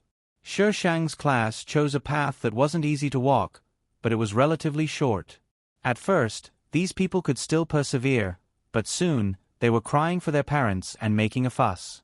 Shi Shang and Fu Qin were at the back. Fu Qin's body seemed to be weak. His face was pale, and he walked very slowly. Shi Shang had no choice but to slow down in order to cooperate with him. Bei Zhe and Ji Xiaoyu had also fallen behind at some point. They were only a few meters away from them. Shi Shang could hear Ji Xiaoyu's coquettish voice. "Zhe, let's rest for a bit." Ji Xiaoyu panted, fanning herself with her hands. Bei Zhe glanced back at Shi Shang and nodded slightly. Ji Xiaoyu immediately took out a bottle of water from her backpack and handed it to Bei Zhe. "Zhe, drink some water." Fu Qin raised his head and looked in Ji Xiaoyu's direction. Ji Xiaoyu just so happened to see Fu Qin looking at her. She immediately smiled. "Senior Fu Qin, do you want some water?" Fu Qin frowned and turned his head away, ignoring Ji Xiaoyu. Ji Xiaoyu awkwardly rubbed her ears and looked innocently at Bei Zhe. "Xiaozhi didn't bring anything. We'll be staying on the mountain for several days. What will she do? What does it have to do with you whether or not I brought anything?" Shi Shang immediately retorted, "Ji Xiaoyu, just take care of yourself. Don't drag me into this, okay?" She didn't even want to get close to them, so how could they drag her into this topic? "I don't have any other intentions. I'm just worried about you." Ji Xiaoyu's expression was very innocent. "Why are you worried about me? I'm not the one you're with. You know I don't like you, yet you're still trying to get close to me. Ji Xiaoyu, I think you want to die." Shi Shang's tone turned sinister as he spoke. "Xiaozhi, how can you say that? We're classmates, and you're Zhe's little sister. It's only right for me to care about you. Don't worry about me. I'm afraid I won't be able to hold myself back from killing you." Shi Shang smiled evilly. "We're in the middle of nowhere. It's best if you don't provoke me. Otherwise..." Ji Xiaoyu's face paled and she looked at Bei Zhe for help. Bei Zhe's gaze was deep. It was unknown what he was thinking, but he didn't pay attention to Ji Xiaoyu.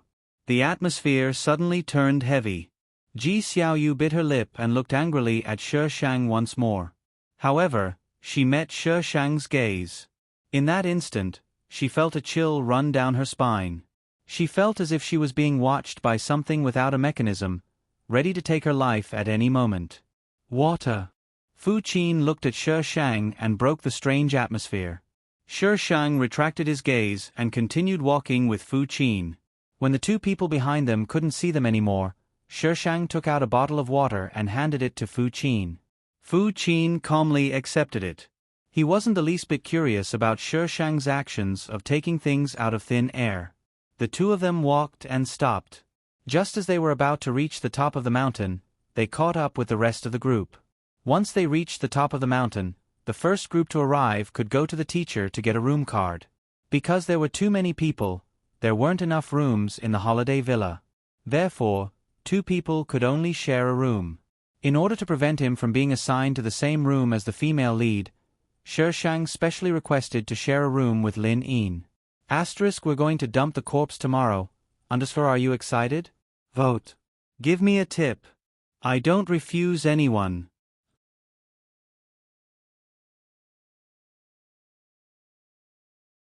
Chapter 129. When Fu Qin woke up, the first thing that entered his vision was a full moon. Was he dead? Was there a moon in hell? Stop dreaming. You won't die. A clear voice came from beside him, bringing Fu Qin's scattered thoughts back to the present.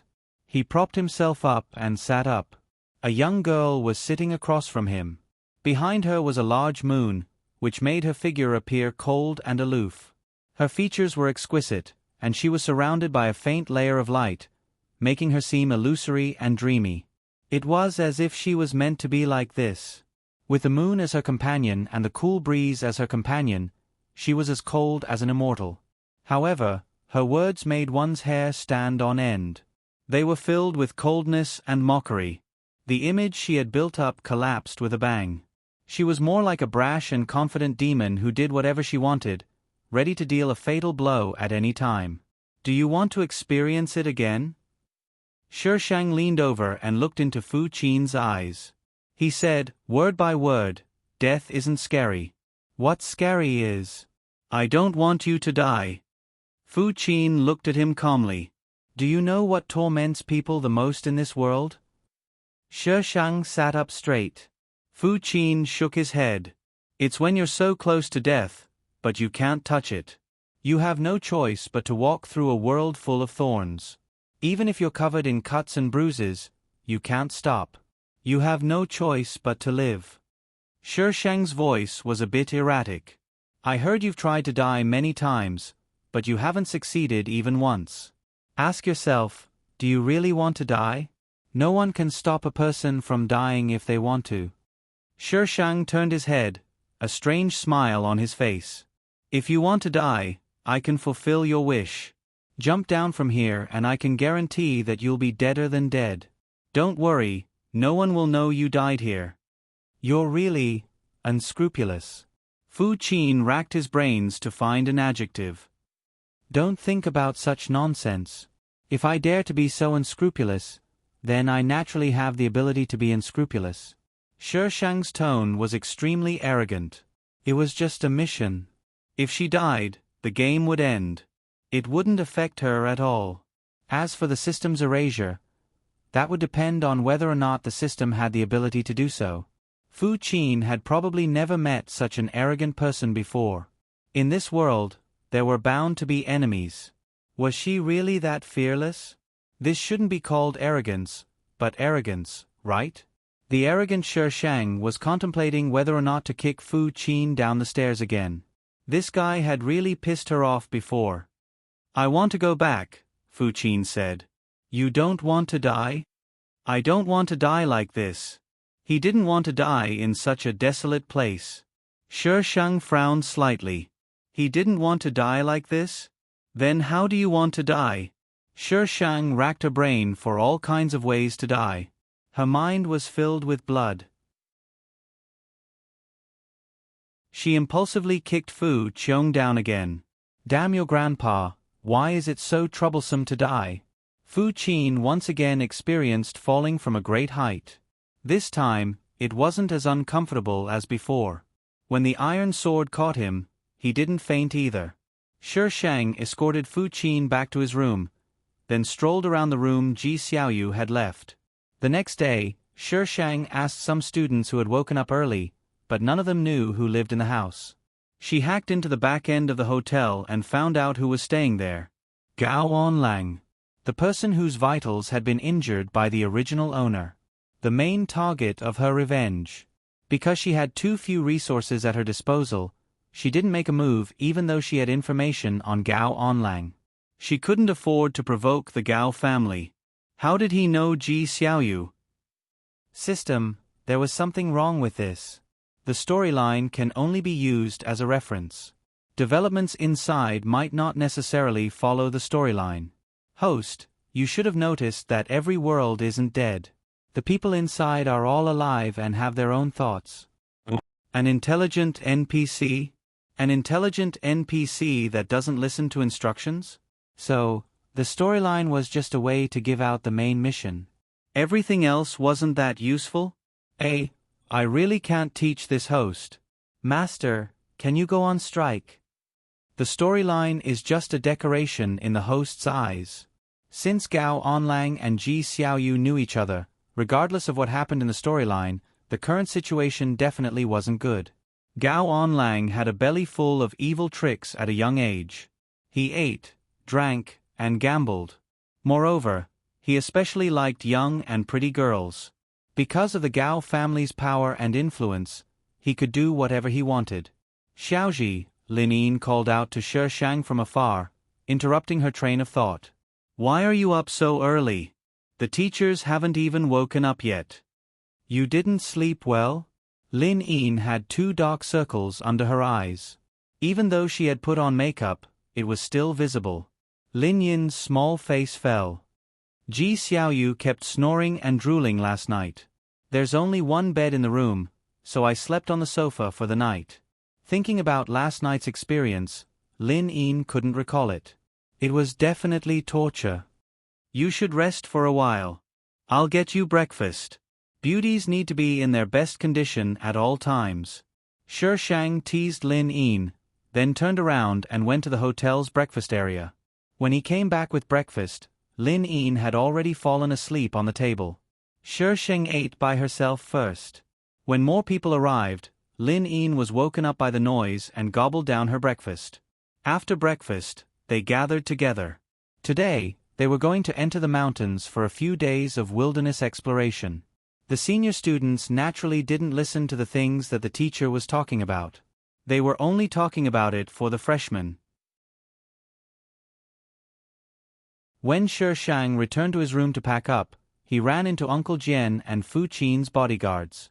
Uncle Jian glared at Shi Shang, then reluctantly handed over a box to Shi Shang. This box contains the young master's usual medicine. Uncle Jian rattled off a bunch of things to take note of. Chain Mission 18, stay with Fu Qin in the wilderness. The system gave him the mission first. It was only responsible for bringing him here. It wasn't responsible for his daily needs. System, you're forcing me to tear you apart. He glanced at the box in Uncle Jian's hand, then reluctantly took it. Miss Bei, I'll have to trouble you with the young master, Uncle Jian suddenly said in a serious tone. Shi Shang, Zai, what are you looking at? We have to go. Ji Xiaoyu followed Bei Zai's gaze. There were only a few black-clothed bodyguards, and no one else. But, were those Senior Fu Qin's bodyguards? It's nothing. Let's go. Bei Zai took the box from Ji Xiaoyu's hand and walked outside. Ji Xiaoyu glanced in that direction a few more times. She looked at Bei Zai's figure, and in the end, she trotted after him. The group once again split into several teams, each with 3 teachers. They entered the mountains in batches. The path into the mountain was even more difficult than the path up the mountain.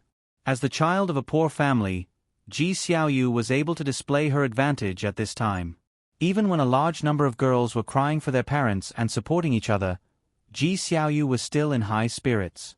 Towards the end, the boys couldn't hold on any longer. Let's rest for a while first, the leading teacher said. The group didn't care about their image and sat down on the ground. The pitiful system.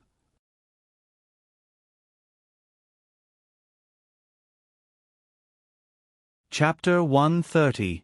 The temporary nanny, Shi Shang, wanted nothing more than to kick a certain young master to death.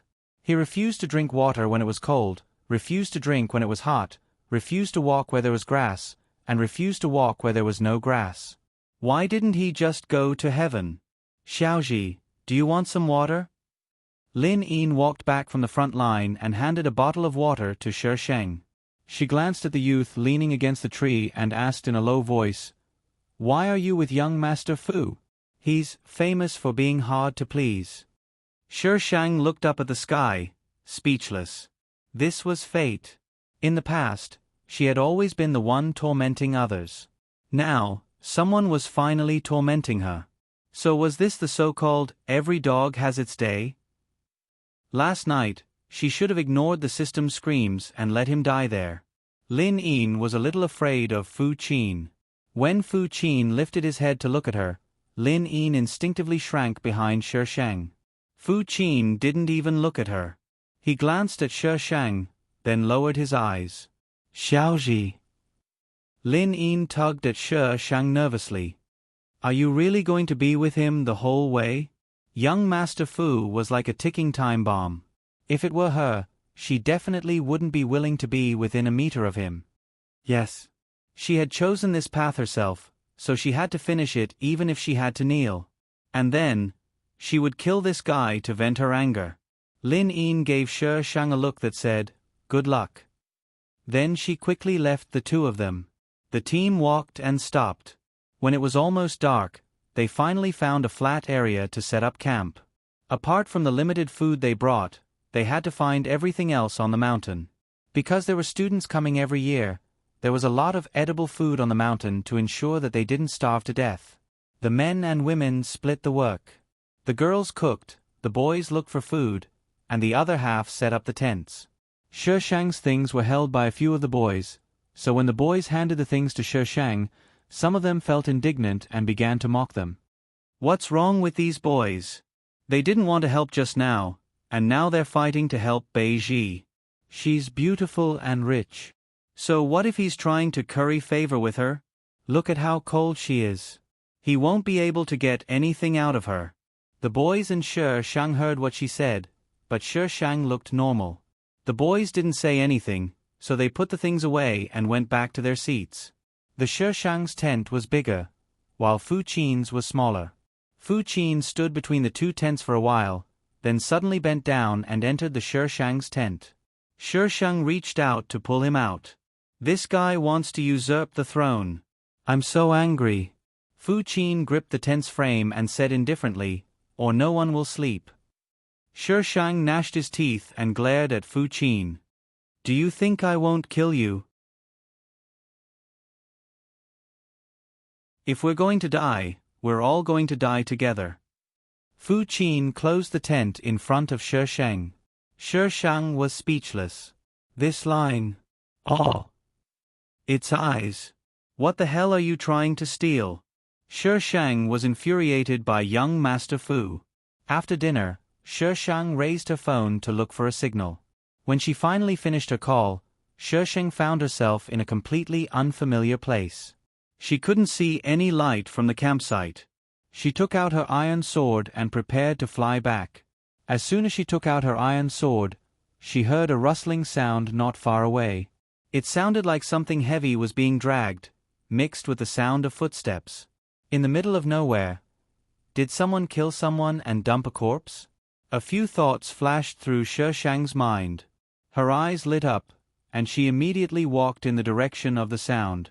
After passing through some weeds, she saw a flashlight flashing in front of her. Shi Shang saw a person in front of her. The light was coming from his waist, and he was dragging someone along with him. In the gloomy forest, this scene was actually a little scary. But Shi Shang wasn't unfamiliar with the man. Gao Onlang. The person he was dragging wasn't a stranger either. It was Jiang Nana. Gao Onlang stopped and scanned the surroundings with his flashlight. When he felt that it was safe, he fixed the flashlight in one place and then took out a video camera to assemble it. After he was done, Gao Onlang walked toward the unconscious Jiang Nana. He didn't make a move right away. Instead, he woke Jiang Nana up and admired the panic and fear on her face. Those who were in this circle more or less knew a thing or two about Gao Onlang. To those rich young ladies, Gao Onlang was someone they had to be wary of. The Gao family was definitely one of the top wealthy families. They could bankrupt your family with just a word. Jiang Nana didn't expect to fall into the hands of this devil. She was clearly, right, Ji Xiaoyu. It was her. Ji Xiaoyu was the one who provoked her and led her to a place where there was no one around. Then, she lost consciousness. Woo-woo. Jiang Nana's mouth was gagged, and she could only make muffled sounds. Her eyes were filled with hatred. If possible, Gao Onlang wanted Jiang Nana to scream. It would be more exciting. But they weren't far from the campsite, and it wouldn't be good if they were discovered. Don't scream. You'll scream later. Gao Onlang patted Jiang Nana's cheeks, then dragged her in the direction of the camera. His actions were rough as he tore off her clothes. Ha ha ha, you rich young ladies take such good care of your skin.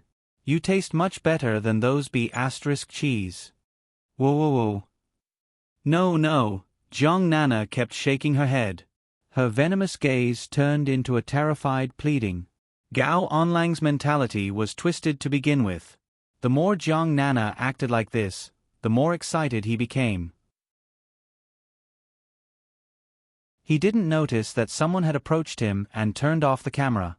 The iron sword reflected waves of cold light under the light of the flashlight, flashing through the pitch-black forest. When the cold object touched Gao Onlang's neck, he shuddered. A gust of cold air rose from the bottom of his feet, suppressing the excitement in his body. Who is it? After a long while, there was no movement. There was only the cold and hard object pressing against his neck. Gao Onlang felt uneasy. He couldn't have encountered some evil creature, right? No. He had the amulet given to him by the expert. Those things couldn't get close to him. It had to be a human. At the thought that it was a human, Gao Onlang wasn't as scared as before. Instead, anger rose in his heart. Who was Gao Onlang? How dare someone scare him like this? He wanted to turn around to look. Suddenly, he felt a sharp pain on his neck. He smelled blood. Then, his vision turned black. He lost consciousness and lost consciousness. Shishang kicked Gao Onlang, who had fainted, and cursed in a low voice. Bastard. Using the word bastard to describe him was overestimating him. Jiang Nana had been scared out of her wits. At this moment, she was still shaking her head. Shishang went forward and slapped her twice. Jiang Nana was stunned. In her hazy vision, she seemed to see a familiar face.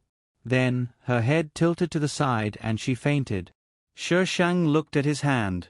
He didn't use much strength. Asterisk, please vote. 1300, please update.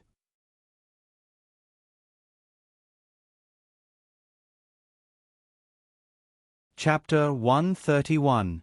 Shishang didn't untie Jiang Nana. It would be troublesome if she woke up and screamed. First, she stripped Gao Onlang and carved the words "I'm a beast" on his chest and back. Then, she used a camera to record it from all angles. The iron sword pointed at Gao Onlang's important parts. Wouldn't it be letting him off too easily if he were to be beheaded now? Shishang put away the iron sword and took out a porcelain bottle. He poured out a black pill and fed it to Gao Onlang. Didn't he like girls? Don't even think about touching girls in the future.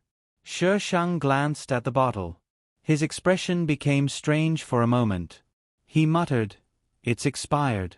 I wonder if there are any side effects." He wasn't afraid of any side effects. At worst, he'd die. Shishang dragged Gao Onlang to a ravine in the distance and threw him down. Gao Onlang, don't die like this. Otherwise, everything I did just now will be in vain. We'll have plenty of time in the future. By the time Jiang Nana woke up, it was already the next morning. The army green tent above her head made her feel a bit dazed. Was she dreaming? Jiang Nana quickly checked her body. She didn't feel any discomfort, but the marks on her wrists confirmed that she had been tied up by that beast Gao Onlang last night. How did she come back? Jiang Nana tried hard to recall what had happened last night. Beiji.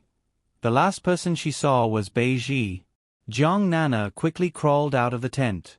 It was still early, so only a few students had woken up and were washing up.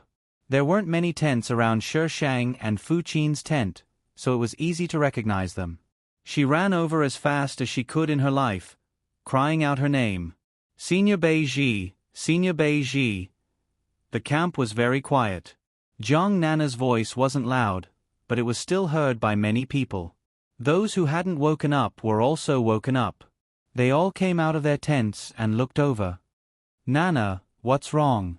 A few girls who were close to Jiang Nana were the first to react.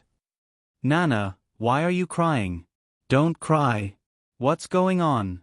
Why are you looking for Senior Beiji? Nana, say something.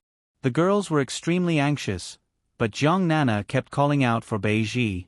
Ji Xiaoyu stood in the distance, feeling a little smug in her heart. He should have succeeded, right?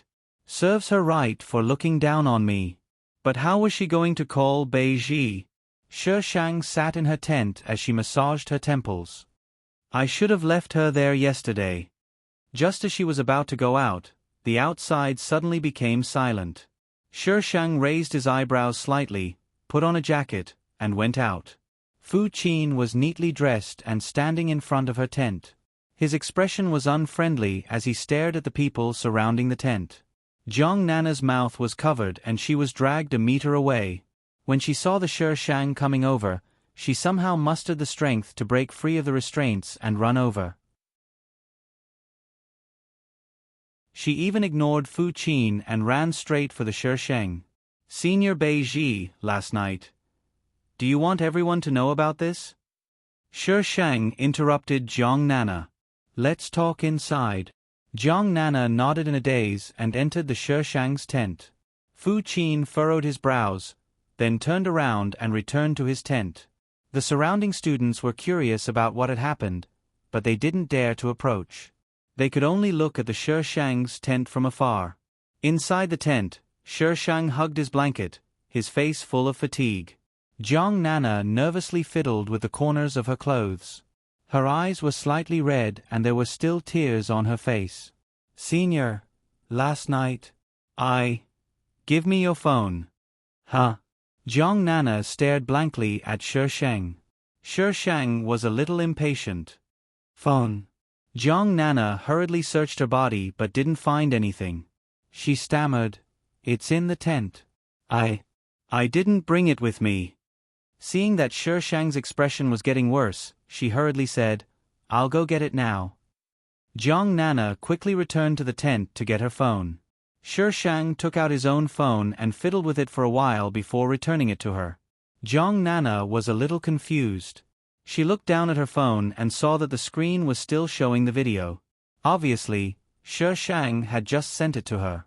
She instinctively tapped on it. The video was very clear, and the first thing she saw was a naked body. She blushed and averted her gaze. However, when she saw the face of the person she had just captured, she shifted her gaze back. The video wasn't very long, and the words on his body and his face were the clearest things she could see. There was even a close-up at the end. This. Jiang Nana looked at Shi Shang helplessly. Was she the one who had recorded this video? If you don't want to die, go back and tell your parents what you've been through and give them this video. They'll know what to do with it, Shi Shang reminded her. I didn't see anything last night, and I hope that you didn't see anything either. I'm helping you, but I don't want you to bite me back. Jiang Nana's expression changed. She gripped her phone tightly. Senior, I understand. Do you know how to explain the source of the video? Yes. Jiang Nana nodded. Jiang Nana applied for leave that day and went back to the city. Father and Mother Jiang were urged to return home by her. She was indeed urging them to do so. If Gao Onlang wanted to cause trouble for their family, they would die. Nana, what's wrong?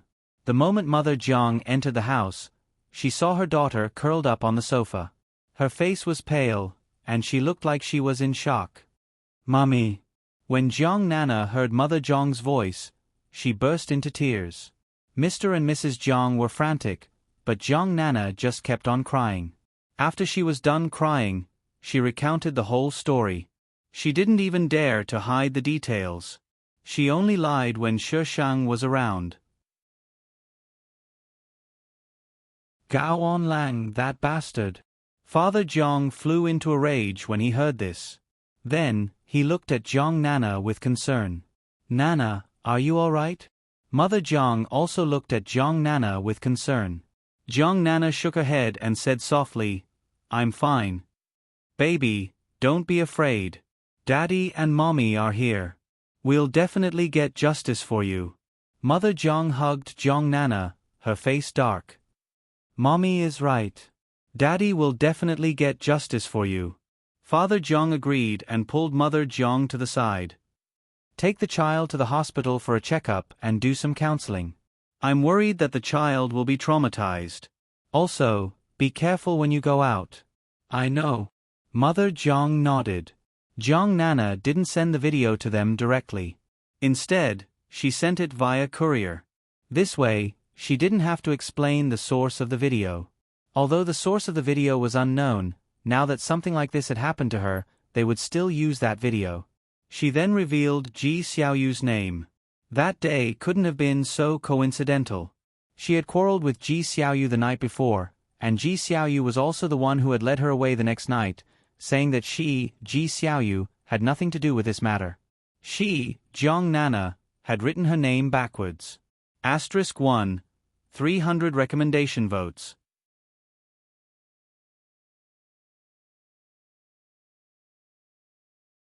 Chapter 132.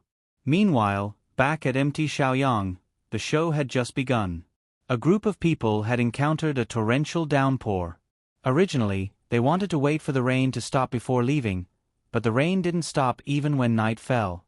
They were now trapped on the mountain. They couldn't make any calls or ask for help. All they could do was wait for the resort to send someone to find them. How unlucky. We should have told the school to move to another location, but they just had to pick this place. Now they're trapped, aren't they? Stop talking. Let's think of a way to leave. How can we leave? It's raining so hard and it's so dark. Leaving the mountain now is suicide. That's right. Not only do we have to go down the mountain, but we also have to go up the mountain to reach the resort. Let's just wait for the resort to find us. The teachers had gathered the students together. Some of the tents had been abandoned, so each tent held 2 or 3 people. Shi Shang leaned against the tent, listening to the sound of rain and the faint sounds of people outside. His expression was calm.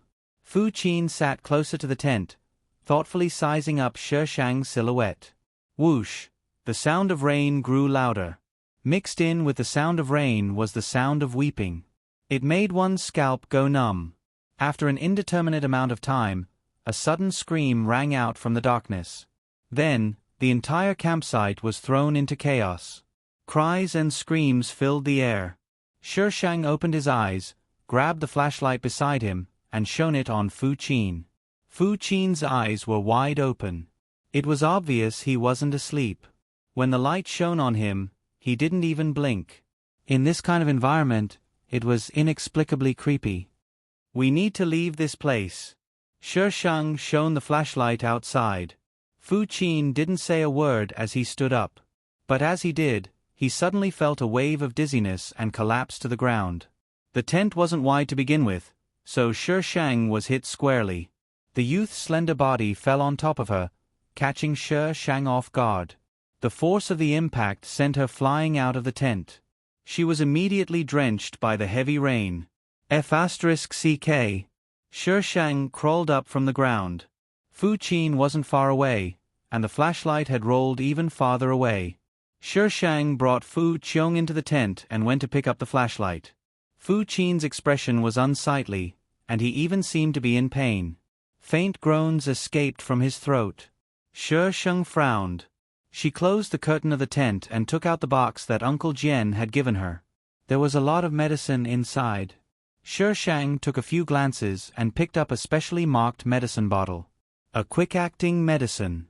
Shi Shang had just stuffed the medicine into Fu Qin's mouth when Fu Qin spat it out. Shi Shang, she stuffed it again, but it was still the same. Flips table. Are you doing this on purpose? Feed him with my mouth? What a joke. Shi Shang roughly pinched Fu Qin's chin, forcing him to open his mouth and force the medicine down his throat. He then poured some water down his throat and made sure that Fu Qin had swallowed everything before releasing him. Cough, cough. Fu Qin coughed, his complexion even worse than before. Fortunately, he was unconscious and did not know that he had been treated so rudely. Senior Beiji, it's starting to slide. We have to leave this place. A male student's urgent voice came from outside. Shi Shang pulled open the curtain, and the flashlight immediately shone inside. When the junior saw the messy quilt and Fu Qin's sorry state, his expression changed and he hurriedly averted his gaze. Senior Bay, let's meet up over there. I'll go inform the others. The junior ran away, splashing through the rain. Shi Shang brought Fu Qin out of the tent and headed over to the gathering point. When the teacher was doing a head count, he discovered that Ji Xiaoyu and Bei Zhe had disappeared. They hadn't done a head count before, so they hadn't noticed. Even if they did, they couldn't send people to look for them. The teacher told them to head up the mountain. Shi Shang took advantage of the fact that they weren't paying attention and left the group, taking Fu Qin with him into the distant forest. After leaving the group, Shi Shang took out his iron sword and flew with Fu Qin towards the mountain resort. They landed in a secluded area. Fu Qin wasn't heavy. Who knew where his weight went when he was so tall? In order to prevent anyone from noticing, Shi Shang casually found a room and left Fu Qin there. The next day, he brought him to the resort's plaza. There were quite a few people gathered in the plaza. There were rescue teams, parents who had rushed here overnight, and the person in charge of the resort. When they saw Shi Shang and Fu Qin appear, they were so excited that it was as if they had seen Mother Nature. "Where's my son? My son is there. How come it's just the two of you?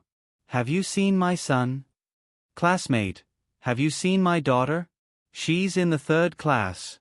She's wearing a pink jacket." Shi Shang's head hurt from the chatter. Not only that, but they also surrounded him so tightly that not even a drop of water could trickle through. "Motherfuckers, can't you see that I'm carrying a person on my back? This person is about to die. Do you all want to become murderers?" Shi Shang roared. "Where's my son?" Not only did these people refuse to move aside, they actually became even more aggressive. They reached out and tugged at Shi Shang. "Have you seen my son?" Shi Shang staggered from the tugging, causing Fu Qin to fall off her back. The crowd was about to overwhelm her. Chain Quest 19. Protect Fu Qin from harm. Shi Shang grabbed Fu Qin and pulled him in front of her. The iron sword suddenly appeared in her hand. She swung it upward, and the people surrounding her immediately retreated. The iron sword spun in a circle, instantly creating a vacuum. "I'm not your son's nanny. How would I know where they are? If you have the ability, go look for them in the mountains. Why are you all crowding around I?" Shi Shang was furious. If they weren't in the modern world, she would have chopped these people up a long time ago. It was their problem to worry about their son. What did it have to do with her? "How can you be like this, female classmate?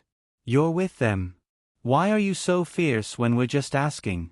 Don't you have any manners? You keep calling me I. Heh. Is that the right attitude to ask? Are you trying to kill me?" Shi Shang sneered. "Even if I knew where they were, I wouldn't tell you. I'll say it again. If you have the ability, go look for them in the mountains." Her words immediately caused a huge commotion. The group of parents hurled abuse at Shi Shang, but because of the weapon in her hand, they didn't dare step forward. "Out of the way, out of the way." A group of bodyguards dressed in black suddenly cut through the crowd. When they saw Shi Shang and Fu Qin, they all became excited. "Young Master, Miss Bei. Uncle Jian, the young master and Miss Bei have returned." One of the bodyguards took Fu Qin from Shi Shang's hands, then escorted Shi Shang away. "You'll be fine if the young master is fine. But if anything happens to the young master, none of you will be able to escape," one of the bodyguards said before leaving. They had been standing quite far away just now, so they hadn't been able to see clearly when Shi Shang appeared before they were blocked by those people. But they had heard Shi Shang's words. "Don't try to reason with villains. Villains don't listen to reason." Kagan, thank you for the gifts.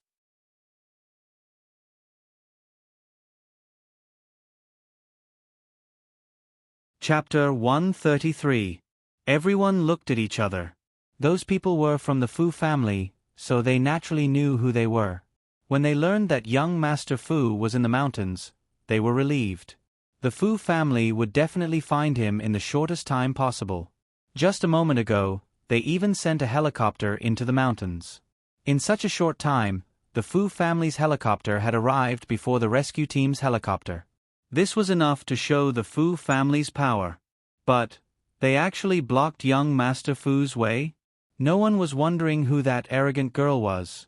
How could someone who could stay by young Master Fu's side be an ordinary person? Fu Qin was sent to the city by helicopter. Shi Shang looked a little worse for wear, but he didn't have any injuries. After taking a shower and changing his clothes at the hospital, he revived on the spot. She originally wanted to leave, but the system gave her another mission. Chain Mission 20. Accompany Fu Qin. F*CK, why didn't you let I marry him? This mission makes me want to kill someone. F*CK. When Shi Shang went to Fu Qin's ward, the doctor and Uncle Jian were standing outside talking.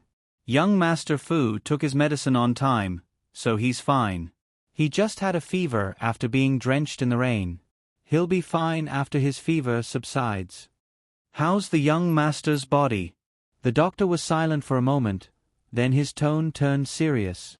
Old Jian, we've been friends for many years. To be honest, with young Master Fu's body, even if he takes medicine, he won't be able to hold on for long. Give me a rough estimate. Uncle Jian looked like he'd aged 10 years in an instant. Sigh. If young Master Fu takes his medicine on time, he'll probably have half a year left. But if he doesn't, he'll only have about 2 months left. The doctor shook his head and left with a sigh. Uncle Jian stood there for a long time without responding. It wasn't until Shi Shang walked over that he raised his head and glanced at Shi Shang. His lips moved, but not a word came out. He opened the door to the ward and gestured for Shi Shang to enter. Fu Qin was still unconscious. He lay on the pale bed, looking even more frail than before. Miss Bei. Uncle Jian helped Fu Qin tuck in his blanket. He turned around and said seriously, I have a favor to ask. Don't entrust me with anything. I refuse. I'm not going to take care of an idiot. Uncle Jian, why wasn't she following the script? And don't talk about your tragic background. I don't want to hear it, Shi Shang added quickly. Uncle Jian. Was she a roundworm in his stomach? He glared at Shi Shang and completely dismissed the idea. With this girl's temperament, it would be a miracle if the young master could survive more than a month in her hands. The people trapped at Mount Shaoyang had also been rescued. Bei Zai's waist had been injured, and Ji Xiaoyu had only caught a cold. Everything else was fine. Father Bei and Mother Bei had rushed back from abroad. When they saw their son lying on the hospital bed, they were scared out of their wits. Where's Bei Ji? The first thing Bei Zai asked after waking up wasn't Ji Xiaoyu, but Shi Shang. Ji Xiaoyu's expression changed. She's fine. She's upstairs with Senior Fu Qin. Bei Zai's expression darkened again. Fu Qin. Ah Zai, I heard that Xiaoji brought Senior Fu Qin down the mountain, Ji Xiaoyu whispered. Are Xiaoji and Senior Fu Qin dating? Get out of here. Bei Zai suddenly lost his temper. Father Bei and Mother Bei, who had just entered the room, froze at the door. What's going on? Mother Bei broke the ice with a smile. Did the two of you quarrel? Xiaoyu is a girl. Son, you have to give in to Xiaoyu. Get out. Bei Zai grabbed a nearby pillow and threw it at the door. All of you, get out. Ji Xiaoyu's eyes reddened, and she ran out crying. Father Bei and Mother Bei looked at each other. Seeing their son like this, they could only retreat. Ji Xiaoyu calmed down downstairs, then went back upstairs. Outside the room, she heard Father Bei and Mother Bei's conversation. Bei Ji can't stay at home any longer. I didn't agree to let her stay back then. Wasn't it you who insisted on keeping her? Mother Bei sobbed softly, full of resentment. Father Bei patted Mother Bei's back.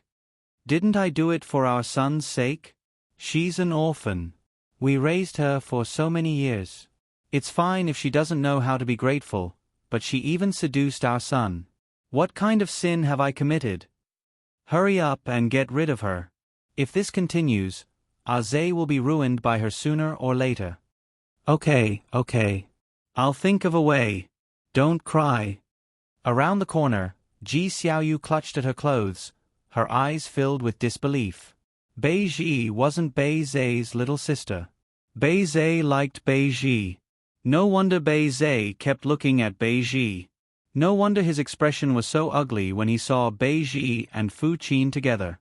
Thinking back carefully, whenever Bei Ji was around, Bei Zhe would always have a pensive look on his face. Otherwise, he'd be furious. So it was all because the person he liked was Bei Ji. Bei Ji. Why was it always her?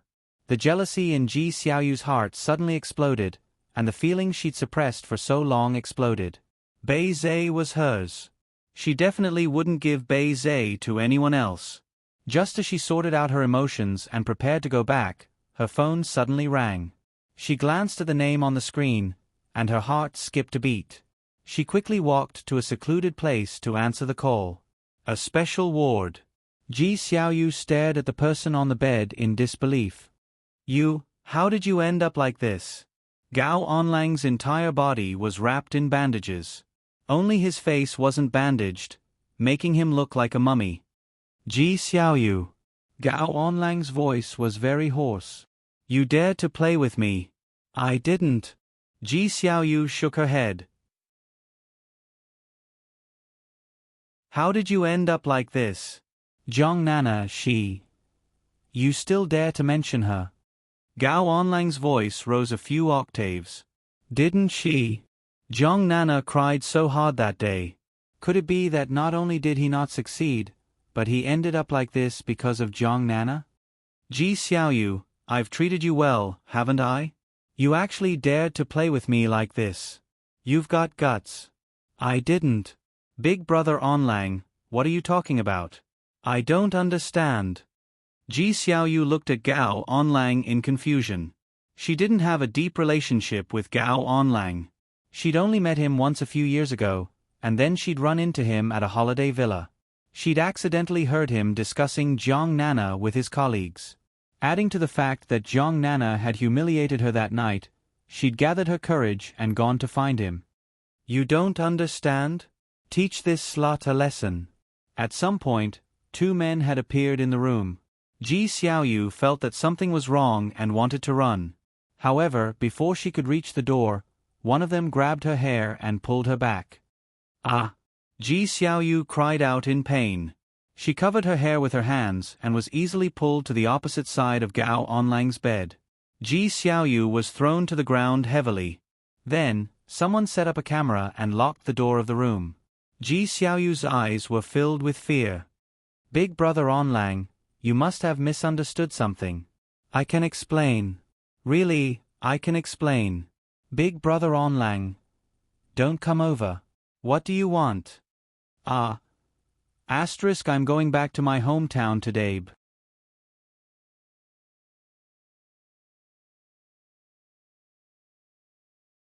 Chapter 134. Why are you all standing outside? Uncle Jian looked at the group of bodyguards standing outside the ward with a strange expression. If something happens to the young master, who will take responsibility? Miss Bei is inside, the bodyguard said weakly. Her? If she's here, then all the more reason for you to stay inside, Uncle Jian said as he pushed the door open. The young master didn't say anything when he didn't like it, but the girl was about to hit him. The bodyguard quickly stopped Uncle Jian and let him look inside through the glass.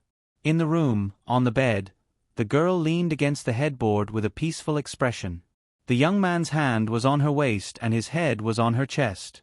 The scene was exceptionally beautiful. What's going on? Uncle Jian was shocked. Just now, the young master took his medicine. Miss Bei didn't leave, so the young master held her back.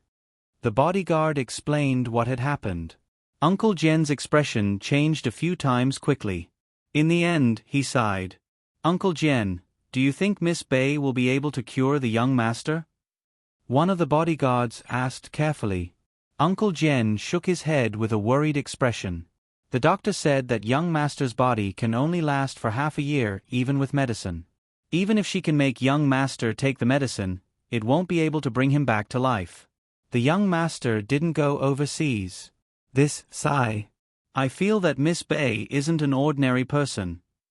The other bodyguards rolled their eyes at that bodyguard. You don't have to say that.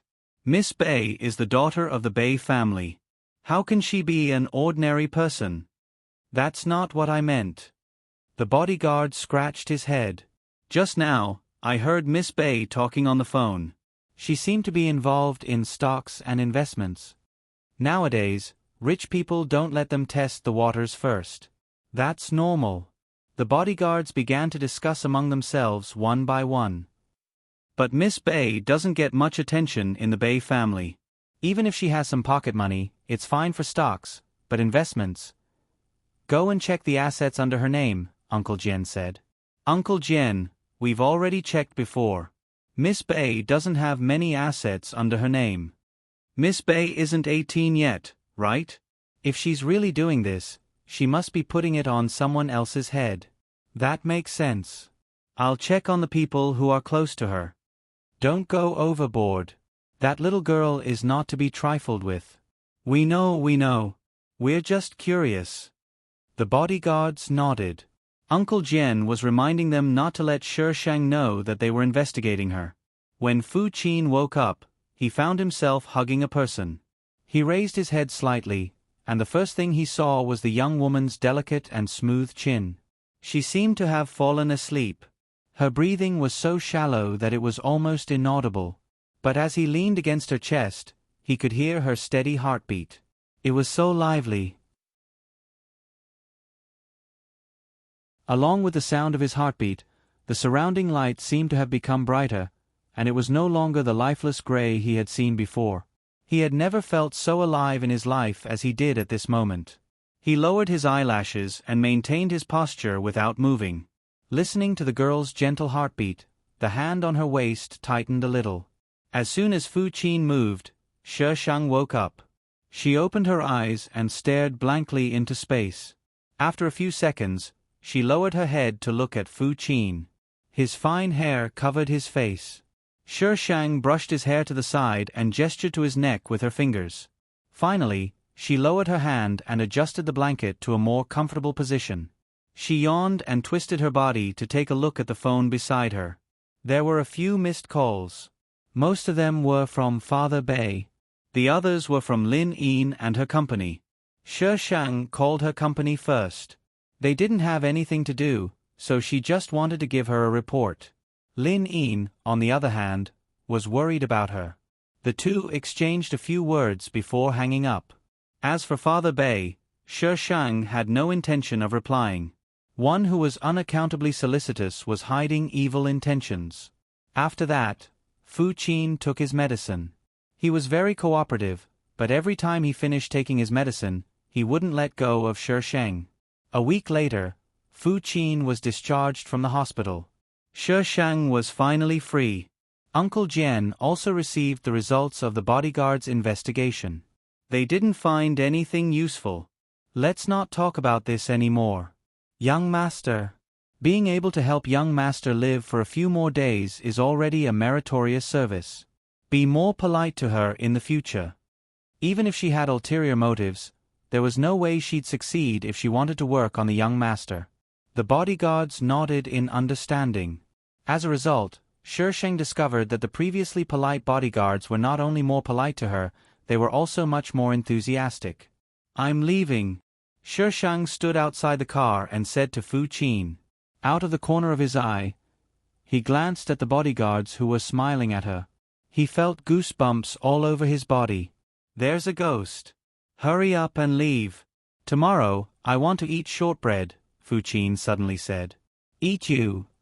Shi Shang swallowed the rest of his words. Fu Qin furrowed his brows and said with a serious expression, I don't taste good. Shi Shang. Who the hell wants to eat you? Shi Shang glared at Fu Qin, then waved his hand to hail a taxi and left. Bei Zai's injuries weren't too serious, so he could already walk. When Shi Shang returned, Ji Xiaoyu was helping Bei Zhe walk around the garden. Xiaoji, you're back. Shi Shang wanted to go around them, but who knew that Ji Xiaoyu would suddenly shout, causing Bei Zhe, who hadn't been paying attention, to look over. Female lead Sama, you did that on purpose, didn't you? Bei Zhe shook off Ji Xiaoyu and limped over to Shi Shang. He grabbed her arm and asked in a questioning tone, "Are you really together with him?" Bei Zhe's grip was a bit strong. It wasn't painful, but it was very uncomfortable. Shi Shang struggled out of his grasp and took a step back. "What does who I'm with have to do with you?" Bei Zhe paused, his expression turning gloomy for a moment. "I'm your older brother. How could it have nothing to do with me? Fu Qin isn't someone you can provoke. Don't associate with him." Shi Shang looked behind him and saw Ji Xiaoyu glaring at him with a face full of resentment. She didn't even try to hide it when Shi Shang walked past her. Wow, the female lead has turned dark. Very good. Big brother, you're meddling too much. Shi Shang's lips twitched into a smile. Humans were just that complicated. If she had followed the original owner's path, Bei Zhe would still hate her. "Zhe, your injuries haven't healed yet. Let's go in and talk." Ji Xiaoyu restrained her expression and walked to Bei Zhe's side. She reached out to help him up, but Bei Zhe avoided her. His gaze was fixed on Shi Shang. "Bei Zhe." Shi Shang ignored Ji Xiaoyu's provocation and walked around Bei Zhe to enter the villa. "Bei Zhe." Bei Zhe's voice rang out. It seemed to contain a myriad of emotions. Shi Shang didn't slow down in the slightest as he left. "Bei Zhe, you still know to come back." The moment he entered, he was met with an explosive shout. Father Bei stood on the stairs to the second floor, coldly looking at him. If it was a disaster, it couldn't be avoided. "Come with me to the study." When Father Bei saw that Shi Shang didn't say anything, an indescribable anger rose in his chest. He had originally been hesitant, but now, he had made up his mind. Don't miss me. There might not be any updates today. But there's still a request for tickets, for those cherub who still haven't found the organization. Look here. Group 4373222871.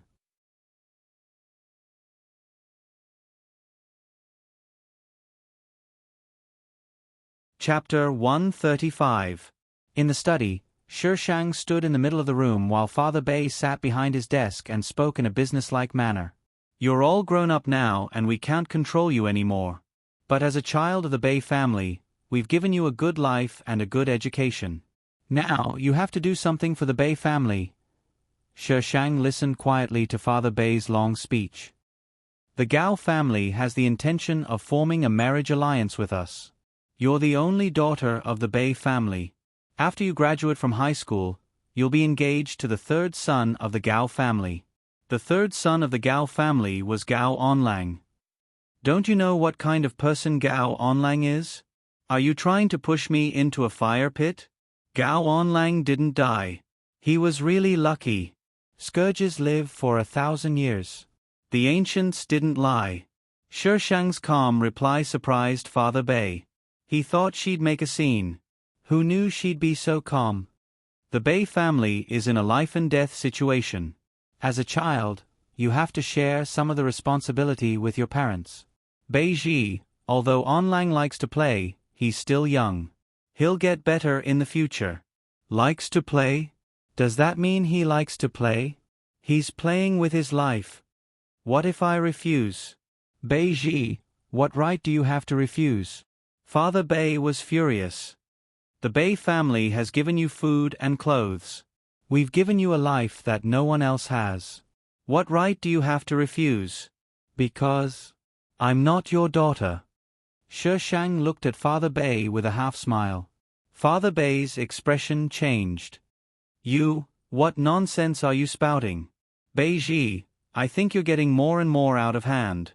How can you say something like that? I'm spouting nonsense? Then why don't you care about your daughter at all? You've given her a good life. But other than that, what else have you given her? Father Bei opened his mouth, as if he wanted to say something. But he felt that saying anything would be pointless. All these years, they'd only given her material things. But she wasn't their child. Wasn't it enough that they'd given her material things? You have nothing to say now? Even if you're not our biological daughter, we've raised you for so many years. Don't tell me you shouldn't repay us? Father Bei said. Repay a favor? Shishang blinked and said slowly, 17 years. You gave me 10,000 yuan a year as pocket money, which is 2.04 million yuan. I've also counted the other things. It's 3 million yuan in total. Plus the cost of raising me, it's 10 million yuan. Is that enough? Father Bei frowned as he looked at Shishang. He didn't understand what she meant. Shishang took out a check from his bag and scribbled on it. Then he slapped the check in front of Father Bei. Here's 10 million. From now on, we have nothing to do with each other. Where did you get so much money? Father Bei's first reaction was that Shishang couldn't possibly have so much money. Her previous calculations were all correct, and there were a lot of them. The total amount of money added up to less than 10 million yuan. This is not something that Mr. Bei should be concerned about. Shishang retracted his hand and said casually, Back then, you adopted me because of your son. Now that your son is alive and well, I can be considered to have retired. Mr. Bei, if you don't want us to fall out with each other, you can give me the household register. Father Bei's heart was in turmoil. How did she know all these things? She even knew the reason why they adopted her. For the first time, Father Bei sized up his adopted daughter, whom he didn't pay much attention to. She stood there. She didn't have a strong aura, but there was a sharp edge to her that couldn't be ignored. The corners of her mouth curled up in a sarcastic smile. Her eyes were clear and bright, but they were so calm that there wasn't a single ripple in them. It sent chills down one's spine. Father Bei took a deep breath. No matter what, you're still the daughter of the Bei family. How can we sever ties with you just like that? Then what do you want, Mr. Bei? You'll have a marriage alliance with the Gao family. After that, you'll have nothing to do with the Bei family. Shishang. Was this man crazy? Shishang looked at Father Bei as if he was crazy. Mr. Bei, do you think that everyone in the world is stupid and that you're the only one who's smart? Why would I jump into a fire pit when I know it's not? If you want to leave the Bei family, that's the only way. Father Bei also became tough. Since she already knew about it, he wasn't afraid of falling out with her. If she could help the Bei family gain something in the end, then they wouldn't have raised her for nothing. Shishang sneered and took the check from the table. Since we can't come to an agreement, then I'll use my own method. Bei Ji, don't be too arrogant. Even if you're related to the Fu family, will they offend the Gao family for you? If you leave the Bei family, you're nothing. I have nothing to do with the Fu family. Don't try to pull strings for me. Yes, I'm arrogant. If you don't like it, then kill me. Shishang waved the check in his hand. Mr. Bei, the next time we meet, I hope you'll still be so brilliant. Father Bei was angered by Shishang's arrogance. He grabbed something from the table and threw it at him. Ingrate. If it weren't for us, you would have died long ago. That's right. If it weren't for me, your son would have died long ago too, Shishang replied casually. Father Bei was speechless. When Bei Zhe was so sick, they'd tried everything, but to no avail. Yet after she brought him back, he started to get better. They didn't even use medicine. Shishang packed up and left the Bei family villa. She hadn't touched the original owner's belongings. She only brought a few clothes and her own belongings, so she didn't have much.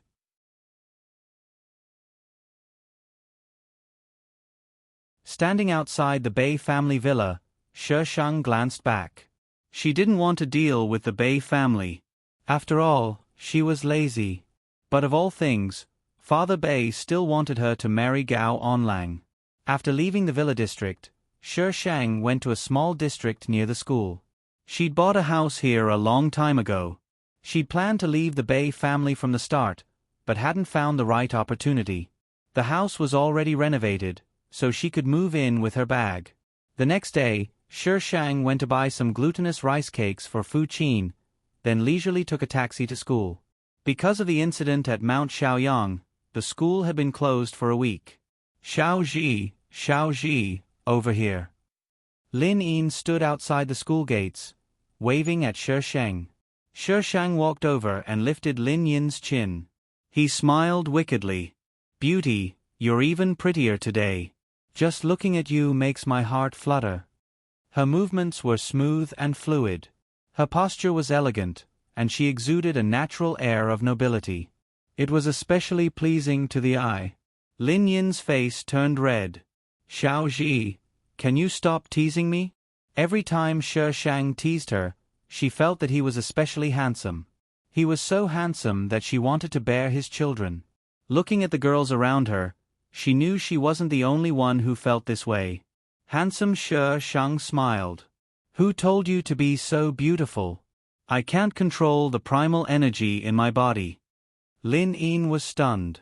Asterisk recommendation votes 1,700 plus 1.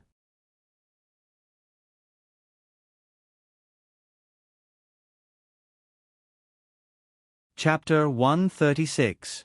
Alright, Xiaoji. Lin Yin suddenly thought of something and pulled Shi Shang to a secluded area. There's a rumor going around that you're dating young Master Fu. Is that true? Huh? Where did this rumor come from? No one knew that she was accompanying Fu Qin in the hospital, right? It's that day at Mount Shaoyang, someone saw you and young Master Fu. Lin Yin's voice trailed off and her face turned red. Shi Shang rolled his eyes speechlessly. That scene wasn't what they were imagining at all. Young Master Fu's temper isn't good. Being with him will definitely be difficult. Xiaoji, you have to consider this carefully. Shi Shang. Who the hell wants to be with him? Shi Shang only found out after entering the school that the rumor had already spread throughout the school. The most ridiculous part was that she'd forced herself on Fu Qin. How could these people think of that? With such a wild imagination, why didn't she become a screenwriter? Now, wherever Shi Shang went, there would be people making comments about her. Where are you? Shi Shang called the male lead of the incident. The male lead didn't answer and directly hung up. F*CK. He's going to ascend to heaven. Just as Shi Shang was about to give him a series of death calls, a text came in. He opened it and saw that it was a F*King multimedia message. It was a picture of a blue sky without a single building in sight. Guessing the location from the picture? Fu Qin, you really know how to play. When Shi Shang found Fu Qin, he looked a little surprised. How did you know? His picture didn't have any landmarks, so he didn't expect her to actually find him. Shi Shang placed the box of shortbread next to him and put on a dignified image. I hacked into the National Defense Agency's satellite surveillance system. Fu Qin. You're lying too much. Hacking into the National Defense Agency because of me isn't funny at all. Of course, Shi Shang didn't hack into the National Defense Agency. She only called the bodyguard to ask. Fu Qin understood and opened the box. He sniffed it, then said in a slightly disgusted tone, I don't like this smell, I want. Swish. Fu Qin's words were stuck in his throat as the iron sword was pointed at him. He glanced at the Shi Shang and paused for 3 seconds. Then, he picked up the pastry and ate it silently. Shi Shang sheathed his sword. If he didn't fight, he would have to go all out. After finishing the pastries, Shi Shang handed the medicine to Fu Qin. Fu Qin didn't take it. He just stared at Shi Shang. Shi Shang gnashed his teeth and glared at him. Then, he sat down beside Fu Qin and personally fed him the medicine. When she opened the Shi Shang bottle, Fu Qin hugged her and buried his head in the crook of her neck. As a result, photos of the two of them hugging each other began to circulate. Under the blue sky, the young man hugged the young girl tightly. The wind lifted the hem of their clothes, and the leaves spiraled down from the sky. The scene was beautiful and gorgeous. Shi Shang looked at the master-level artistic photo, and the veins in his hand bulged as he gripped his phone tightly. This school was really a place where experts didn't show off their abilities. Senior Beiji and young Master Fu are such a good match. They're the perfect match for the male and female leads of a novel. This scene is too beautiful. Senior Beiji is so cool. I saw her with Senior Lin Yin before. She took good care of Senior Lin Yin. I saw it too. Senior Lin Yin and Senior Beiji are a pair. Why is young Master Fu sticking his foot in? Ji Xiaoyu listened to the discussions of the students behind her. Her lowered face was filled with jealousy. Beiji was an orphan who didn't even know who her parents were. I heard that young Master Bei hasn't recovered yet. It's all Ji Xiaoyu's fault. If not for her, young Master Bei wouldn't have gotten injured. I don't know what method she used to make young Master Bei cherish her so much. Look at her clothes. They're neither fish nor fowl. Even if she's rich, they're just knockoffs. How can she be like Senior Lin Yin and Senior Beiji? Even if they're wearing school uniforms, their auras are still extraordinary. Ha ha ha, an ugly duckling will always be an ugly duckling. Do you really think you can become a swan? Why don't you take a look at yourself in the mirror? A mocking voice came from behind. The jealousy in Ji Xiaoyu's eyes had turned into hatred. Beiji, you forced me to do this. A new post suddenly appeared on the school's forum. The title of the post was, Exposing Beiji's Unknown Secrets. The post said that Shi Shang wasn't the daughter of the Bei family. She was an orphan adopted by the Bei family. It also said that Shi Shang had shamelessly seduced Bei Zhe. When Father Bei and Mother Bei found out, they chased her out of the house. The last picture was of her packing her things and leaving the villa. The post went viral as soon as it appeared. There were countless comments below. Anonymous. Beiji isn't the daughter of the Bei family? Is this world a fantasy? I don't believe it. Anonymous. OP must be jealous. You can't bear to see the Bei family living well, so you wrote this kind of post to slander her. If you have the ability, then show me the real thing. Anonymous. I agree with the above poster. There's no evidence to say that Senior Beiji isn't the daughter of the Bei family. She even said that Senior Beiji seduced young Master Bei. She's simply spouting nonsense. Right now, Senior Beiji and young Master Fu are a pair, okay? Anonymous. I support Bei Qin. Anonymous. +1 to the above poster. Beiji proves the Tao. Picture. My Ji is so handsome. Anonymous. Fuck, the above poster is the person who took the picture, right? Do you have any more pictures? Give me a dozen. Anonymous. I've already uploaded the document. Anonymous. So many pictures. Oh my god. Senior Beiji's gaze when she looks at young Master Fu is so gentle. My maiden heart is about to explode. I'm starry-eyed. When Shi Shang saw the post, the comments had already gone off the rails. When did I, BBB, look at Fu Qin with such gentle eyes? What are you little vixens spreading? Fuck, where did these pictures come from? Shi Shang flipped through the pictures one by one. They were all pictures of her and Fu Qin together. The person who took the pictures clearly knew how to choose the right angles. The pictures looked very harmonious. What was originally a post to slander Shi Shang turned into a war of pictures in the end. Many people began to upload pictures that they usually took. Most of them were of Shi Shang and Lin Yin. Young Master Fu rarely came to school. Even if he did come, they might not be able to see him. Many people cried out that Shi Shang and Lin Yin were the real match. Jin. This was the real CP. Those who supported the Bei Qin CP were naturally not convinced. Thus, they began to upload pictures. In the end, the Bei Qin CP won because of the photographer's superb photography skills. Ji Xiaoyu didn't expect the result to be like this. If this happened to her, what would these people do? They would all attack her. Was this the difference in status? Ji Xiaoyu was even more determined to drag down Shi Shang. He was an orphan. How could he live better than her? Ji Xiaoyu took out her phone and scrolled through a number. After hesitating for a moment, she dialed it. I'm Ji Xiaoyu. I want to see Gao Onlang. Ji Xiaoyu didn't know what the other party said, but her expression turned ugly. However, she still agreed. Okay, I'll be there. After hanging up, Ji Xiaoyu's eyes shone with incomparable hatred. I said I wouldn't update. In the end, didn't I update you bunch of annoying vixens? Let's continue voting. There's a surprise. Thank you for your donations, ah.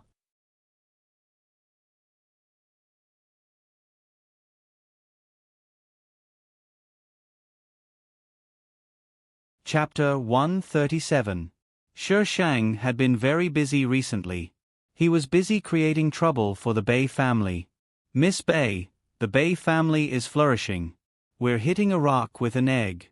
It's not wise, the professional CEO hired by Shi Shang said agitatedly. Shi Shang crossed his legs and sat there without a care for his image. He even had an ice cream in his hand. After licking it, he said, an ant's nest can cause the collapse of a 1,000-mile dike. As long as you persevere, there's nothing you can't do. But you still need ants. Miss Bei, we're all alone now. Apart from me, there are only a dozen people in the company. How are we going to destroy the huge Bei family? Shi Shang rolled his eyes at the professional CEO. Who asked you to do it? Do you think you're Neza? The professional CEO was speechless. Shi Shang swallowed the ice cream in a few mouthfuls and said slowly, in this world, there are many people who want to destroy the Bei family. What you need to do is to find these people and provide them with information. The professional CEO was enlightened. He gave his boss a thumbs up in his heart. Of course, he didn't show it on the surface. He was afraid that she would become arrogant. Have you found the person I asked you to find? Yes, but the salary. Give him as much as he wants. Of course, he has to have the ability to do it. If he can do it, there'll be a bonus. Then no problem. Do it. There's nothing to be afraid of. We don't have any assets. We're not afraid of those people investigating. The professional CEO was speechless. Yes, we don't have any assets. Damn it, you're in the business of fishing for unconventional means. All your money is in the stock market. Find a few more hackers. We'll form a small team and specialize in selling information. Shi Shang continued, we need good ones. It'll be best if they can sell information about the country. The professional CEO was speechless. Boss, what are you trying to do? Start a world war? Also, do you think hackers are cabbages that can be found on the street? Talents like these either work for the country or are the key targets of the country. How can you just poach them? Work hard and you'll get a monthly salary of 10 million renminbi. It's not a dream for you to reach the peak of your life and marry a beautiful and rich woman. Shi Shang patted the professional CEO's shoulder and walked away leisurely, ignoring the stunned professional CEO. The professional CEO only wanted to take the money and run away. The liquid funds in his account were now more than 100 million. He did not know why this little boss was so confident in him. Many years later, the professional CEO recalled why he did not run away. He thought that it was probably because he realized that following this boss, money was really just a number. Beisher Enterprises had lost 2 major projects in a row and suffered heavy losses, but it was not enough to shake their foundation. But in the following period of time, all sorts of situations emerged one after another. They lost their projects and orders. It seemed like the people who were against Bei Enterprises had all come looking for them. Unfortunately, they couldn't find anything. The other party had gone through the proper channels and all the procedures were legal. There's a traitor. There's definitely a traitor. One of the directors slammed the table and roared, we were about to sign the contract. Why did they sign it with Tianqin's people at the last minute?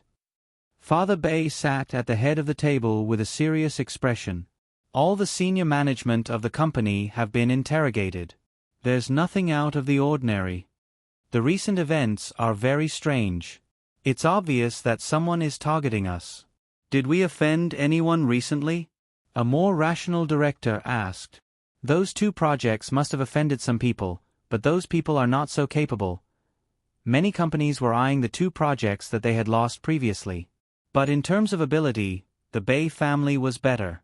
A group of people sat in the meeting room, but they could not find any clues. At first, Father Bei did not think that it was Shi Sheng. In his eyes, Shi Sheng was just trying to get close to the Fu family. But thinking about it this way, it seemed to make sense. The Fu family, that was a family that was on par with the Gao family. The Gao family was in charge while the Fu family was involved in the underworld. These 2 families were in charge of the black and white sides. If the Fu family was targeting the Bei family, then all the strange things that had happened recently could be explained. After the meeting ended, the first thing Father Bei did was to call Shi Sheng. But Shi Sheng had already blacklisted his number. Naturally, he could not get through. Father Bei thought for a while and decided to visit the Fu family. It was said that the Fu family had been around since the Qing dynasty.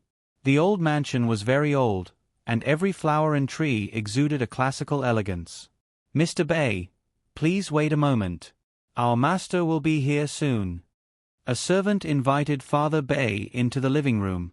He waited for nearly half an hour, but Father Bei could not show any signs of frustration.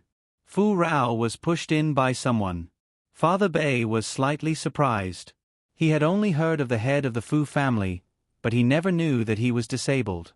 Fu Rao exchanged pleasantries with Father Bei. Fu Rao went straight to the point. May I know why Mr. Bei is here? It's about my daughter and your son. Father Bei straightened his body. Fu Rao raised his eyebrows slightly. What happened to Xiao Qin and Miss Bei?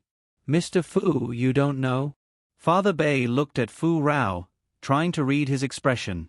But Fu Rao was confused. Xiao Qin and I don't have a good relationship. I'm not allowed to talk about his matters. What did he do? Father Bei was doubtful. He didn't know if he should believe Fu Rao. If he really didn't know, then it wasn't the Fu family who did it. Then who could it be? It's nothing big. It's just that my daughter has been getting closer to your son. As a father, I naturally have to ask about some rumors. Father Bei compromised. If the Fu family didn't do it, and Bei Ji was really close to Fu Qin, then he might be able to get in touch with the Fu family. Fu Rao put on a confused expression the entire time, successfully fooling Father Bei. After Father Bei left, Fu Rao put away his fake smile and asked the middle-aged man beside him, "How's Xiao Qin recently?" Everything he said before was true. Fu Qin didn't have a good relationship with him and didn't allow his people to talk about him. But as a father, he had to think of a way. The young master and Miss Bei Ji are together now. He's able to take his medicine on time. From the looks of it, the young master has accepted Miss Bei Ji. But the doctor still says that the young master only has half a year left. Have you contacted the overseas side? I've contacted them, but I'm afraid the young master won't agree, Fu Rao muttered. I only have one son. I can't watch him die. No matter what, I have to try. Go and invite that young lady over. The middle-aged man hesitated. It's not easy to invite Miss Bei Ji. What do you mean? Fu Rao raised his brows. How hard could it be to invite a young lady? Sir, you've heard of the recent crisis in Bei Enterprises, right? This young lady is behind it all. Or rather, she's the one who's controlling everything. Do you think it's easy to invite someone like that? Fu Rao chuckled. No wonder the head of Bei Enterprises came knocking on our door. He probably thinks we're manipulating things behind the scenes. I thought he was here to test our attitude towards that young lady. Asterisk, please vote. Good morning.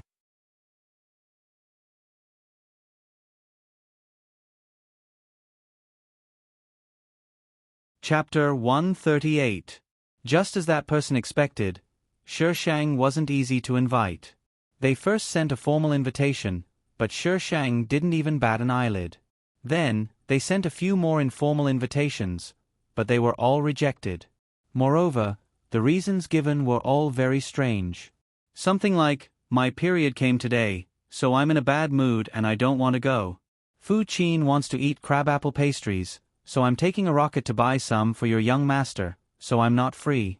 There's someone looking for trouble today, so I'm not happy, so I'm not going. Be reasonable, what does it have to do with us if someone is looking for trouble with you? After Shi Shang's 7th rejection, Fu Rao finally lost his temper. He ordered his men to drive to the school, and as soon as Shi Shang stepped out of the school gates, he was tied up and thrown into the car. Shi Shang and Fu Rao stared at each other. This guy is Fu Qin's father? They don't look alike at all. How did such a big and burly man give birth to such a beautiful son? Did he have a genetic mutation? Fu Rao was also a little surprised. Even some people in high positions couldn't raise their heads when they saw him, but this little girl was actually looking at him without the slightest scruple. Interesting. Shi Shang leaned back and asked in a relaxed manner, "Why did you kidnap me?" "Little girl, you can't say that. I've invited you so many times, but you never gave me any face. Look, I've come to see you personally." Fu Rao looked big and burly, but his tone was very gentle. It was a strange contrast. Cute. Stop joking. It was so awkward. It was like seeing a modern person in a period drama. Can you speak normally? Don't tell me you're always like this. If that's the case, it's a miracle no one tried to usurp you. Fu Rao. I'm just afraid of scaring you. Don't all little girls like gentle uncles these days? Clearly, Shi Shang wasn't an ordinary little girl. Cough cough. Fu Rao returned to his usual manner of speaking. Little girl, your name is Bei Ji? You already know the answer. Even if you don't have my information, you have at least 7 or 8 versions. Cut the crap. If you have something to say, say it. If you want to silence me, then hurry up and do it. I'm very busy. Shi Shang was getting impatient. He hated it when people who already knew the answer were asking questions. Even the 18 generations of his ancestors had been thoroughly investigated, so what was the point of asking? Like the little white flower female lead, she had to ask, "How did you know?" With a look of surprise and fear. Are you stupid? Do you think you're filming a TV show? To be honest, Fu Rao had probably only been treated this way when he was young. Ever since he became the head of the family, who dared to speak to him with such an attitude and tone? This little girl was really arrogant to the extreme. Aren't you afraid? Can fear feed you, or can it stop you from talking nonsense? Shi Shang asked calmly. Fu Rao. There was simply no way to talk to this little girl. Not only was she sarcastic with her words, but she also seemed to look down on you. She could make you angry at any moment and make you want to slap her to death. How did this little girl live to this age? Your son needs to take his medicine in half an hour. Are you sure you don't want to tell me? Shi Shang glanced at his phone. Fu Rao's mouth twitched. I would like to ask Miss Bei for a favor. Help. Dead or alive? The remuneration starts from 9 digits. If it's too little, don't talk about it. If it's too troublesome, don't talk about it. Fu Rao. He couldn't keep up with this young lady's train of thought. What did she mean by dead and alive? She was asking for a 9-digit number with a base of 100 million. Although his son was worth a lot of money, she shouldn't ask for such a sky-high price. Fu Rao deliberated for a moment before saying word by word, I want you to accompany Xiao Qin overseas for treatment. Money is not an issue. He can still be saved? Isn't it a terminal illness? F*CK, what's with your shocked and regretful expression? Of course his son could be saved. But his son refused treatment. I'm not free. There were still a bunch of little b*cheese waiting for him to deal with. How could he give them up for a little b*tch like Fu Qin? It wasn't worth it. He wouldn't do a losing deal. Money is not an issue. Fu Rao thought Shi Shang was concerned about money. It's not an issue of money, Shi Shang replied seriously. Then what's the issue? When it came to his son's matters, nothing else mattered. It's a matter of personality. Fu Rao. Someone, drag this little girl out and throw her into the sea. I don't want to talk anymore. In the beginning, you were talking about money. How did it escalate to such a high-class issue in the next second? Chain Mission 42. Accompany Fu Qin overseas. Shishang. System, you're really giving out missions as you please. Actually, it's not impossible. Shishang cleared his throat. We'll talk about it if it's 10 figures.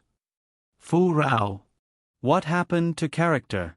1 billion wasn't a large sum to the Fu family. For the sake of their lifeblood, Fu Rao had no choice but to pay. But there was an additional condition. They had to convince Fu Qin to undergo the surgery. The patient had to be willing to undergo the surgery. If the patient wasn't willing, the patient would be in a bad mood after the surgery and might even die faster. That was why they didn't dare to force Fu Qin to undergo the surgery. After the surgery, Fu Qin couldn't take it anymore and hung up. He might as well do as he was now. Going overseas wasn't something that could be done as and when she said so. She hadn't even taken care of things here, and Fu Qin wasn't that easy to convince. But Shishang was still busy. She couldn't touch the Bei and Gao families right now, but she couldn't just do nothing. She had to make some arrangements. Bei Ji, I have something to say to you. Recently, if you wanted to catch Shishang, you had to wait for him before class ended. Ji Xiaoyu didn't know this before, so she always missed him. But this time, she finally caught him. I'm not free. Shishang didn't even look at her as he walked around her. Bei Ji, it's about Bei Zhe. Ji Xiaoyu pulled on Shishang. I said I'm not free, okay? Bei Zhe has nothing to do with me. Let go, or don't blame me for being rude. Shishang's gaze was cold, causing Ji Xiaoyu's heart to pound. Ji Xiaoyu didn't know why, but she let go. Only after Shishang left did Ji Xiaoyu react. She hurriedly chased after him. Bei Zhe was locked up because of you. He's been on a hunger strike for 2 days. You should go see him. Mr. Bei and Mrs. Bei won't let him die. It's useless even if I go. Ji Xiaoyu, if you keep blocking my way, I'll push you down the stairs. They were currently standing on the stairs, with Ji Xiaoyu blocking her way. The students who heard Shishang's words snickered. Ji Xiaoyu, Bei Ji has things to do. Why are you blocking her way? Hurry up and get out of her way. Don't waste her time. Does she think everyone is as carefree as she is? The things we need to learn aren't things a nouveau riche like her can understand. She's angry. Her temper has grown quite a bit now that she's rich. Bei Ji, you should leave first. We'll block her for you. Someone stepped forward to separate Shishang and Ji Xiaoyu. Thanks. Shishang smiled at them, then retreated a few steps and walked around them. The temperature dropped. It felt like it was coming back to life.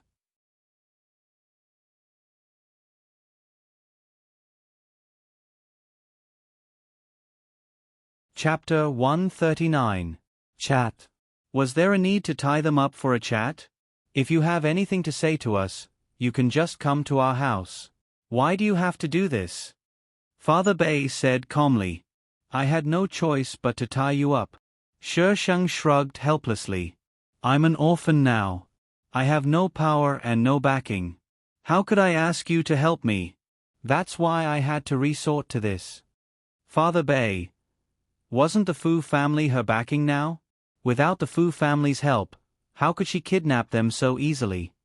Don't worry, I won't do anything to you. Shishang waved his hand. You're all important people. I wouldn't dare to find a random place to kill you. Hearing Shishang's words, Father Bei heaved a sigh of relief. As long as she had other motives, everything was fine. But before he could relax, he heard the girl muttering to herself, no matter what, you have to do a live broadcast. Only then will you be worthy of your high status. Father Bei almost spat out a mouthful of blood. He had really raised an ingrate. It had been more than 10 years. Even if he had raised a dog, it would have been enough. B*TCH, do you think you can run away? It's not a big deal that we're missing. The police will find us soon. Then you can just wait to spend the rest of your life in prison. What I regret the most is that I brought you back. Tisk. TSK. Mr. Bay, are you sure you don't want to control your wife? If she angers me, I can't guarantee that I won't kill you right now. Shi Shang laughed gloatingly. Anyway, I don't want you to stop me. Why don't you let me use your wife's blood as a sacrifice to my knife? What do you think, Mr. Bay? Bei Ji, don't you dare. Father Bay shouted. What do you want? Just say it. Shi Shang paced back and forth and smiled sinisterly. Someone has already delivered what I want. It's boring to wait. Why don't we play a game? Bei Ji, don't be rash. Whatever you want, as long as the Bay family has it, we'll definitely deliver it to you. They had been kidnapped for almost 2 hours. The police should know by now. As long as they could stall for time, they would be saved. Father Bay gestured for Mother Bay to stop talking while he dealt with Shi Shang. Shi Shang pretended not to hear Father Bay's words. Don't worry. It's just a small game. The rules of the game are very simple. You should have seen it on TV. Choose one, you die, she lives, you live, he dies. Shi Shang took out his phone and fiddled with it for a while. Then, he moved a little distance away from Father Bay. Once he was sure that they couldn't see each other, he placed the phone in front of Father Bay. Come on, ladies first. Mr. Bay, you can choose first. On the phone screen was a photo of him and Mother Bay. There was a number on it. Whoever you choose will die. All you need to do is read out the numbers. Ladies first. Why was he the one who chose? Bei Ji, why don't you tell me what you want? Father Bay shifted his gaze away from the phone screen in an attempt to change the topic. He would have to be crazy to choose such a perverted multiple-choice question.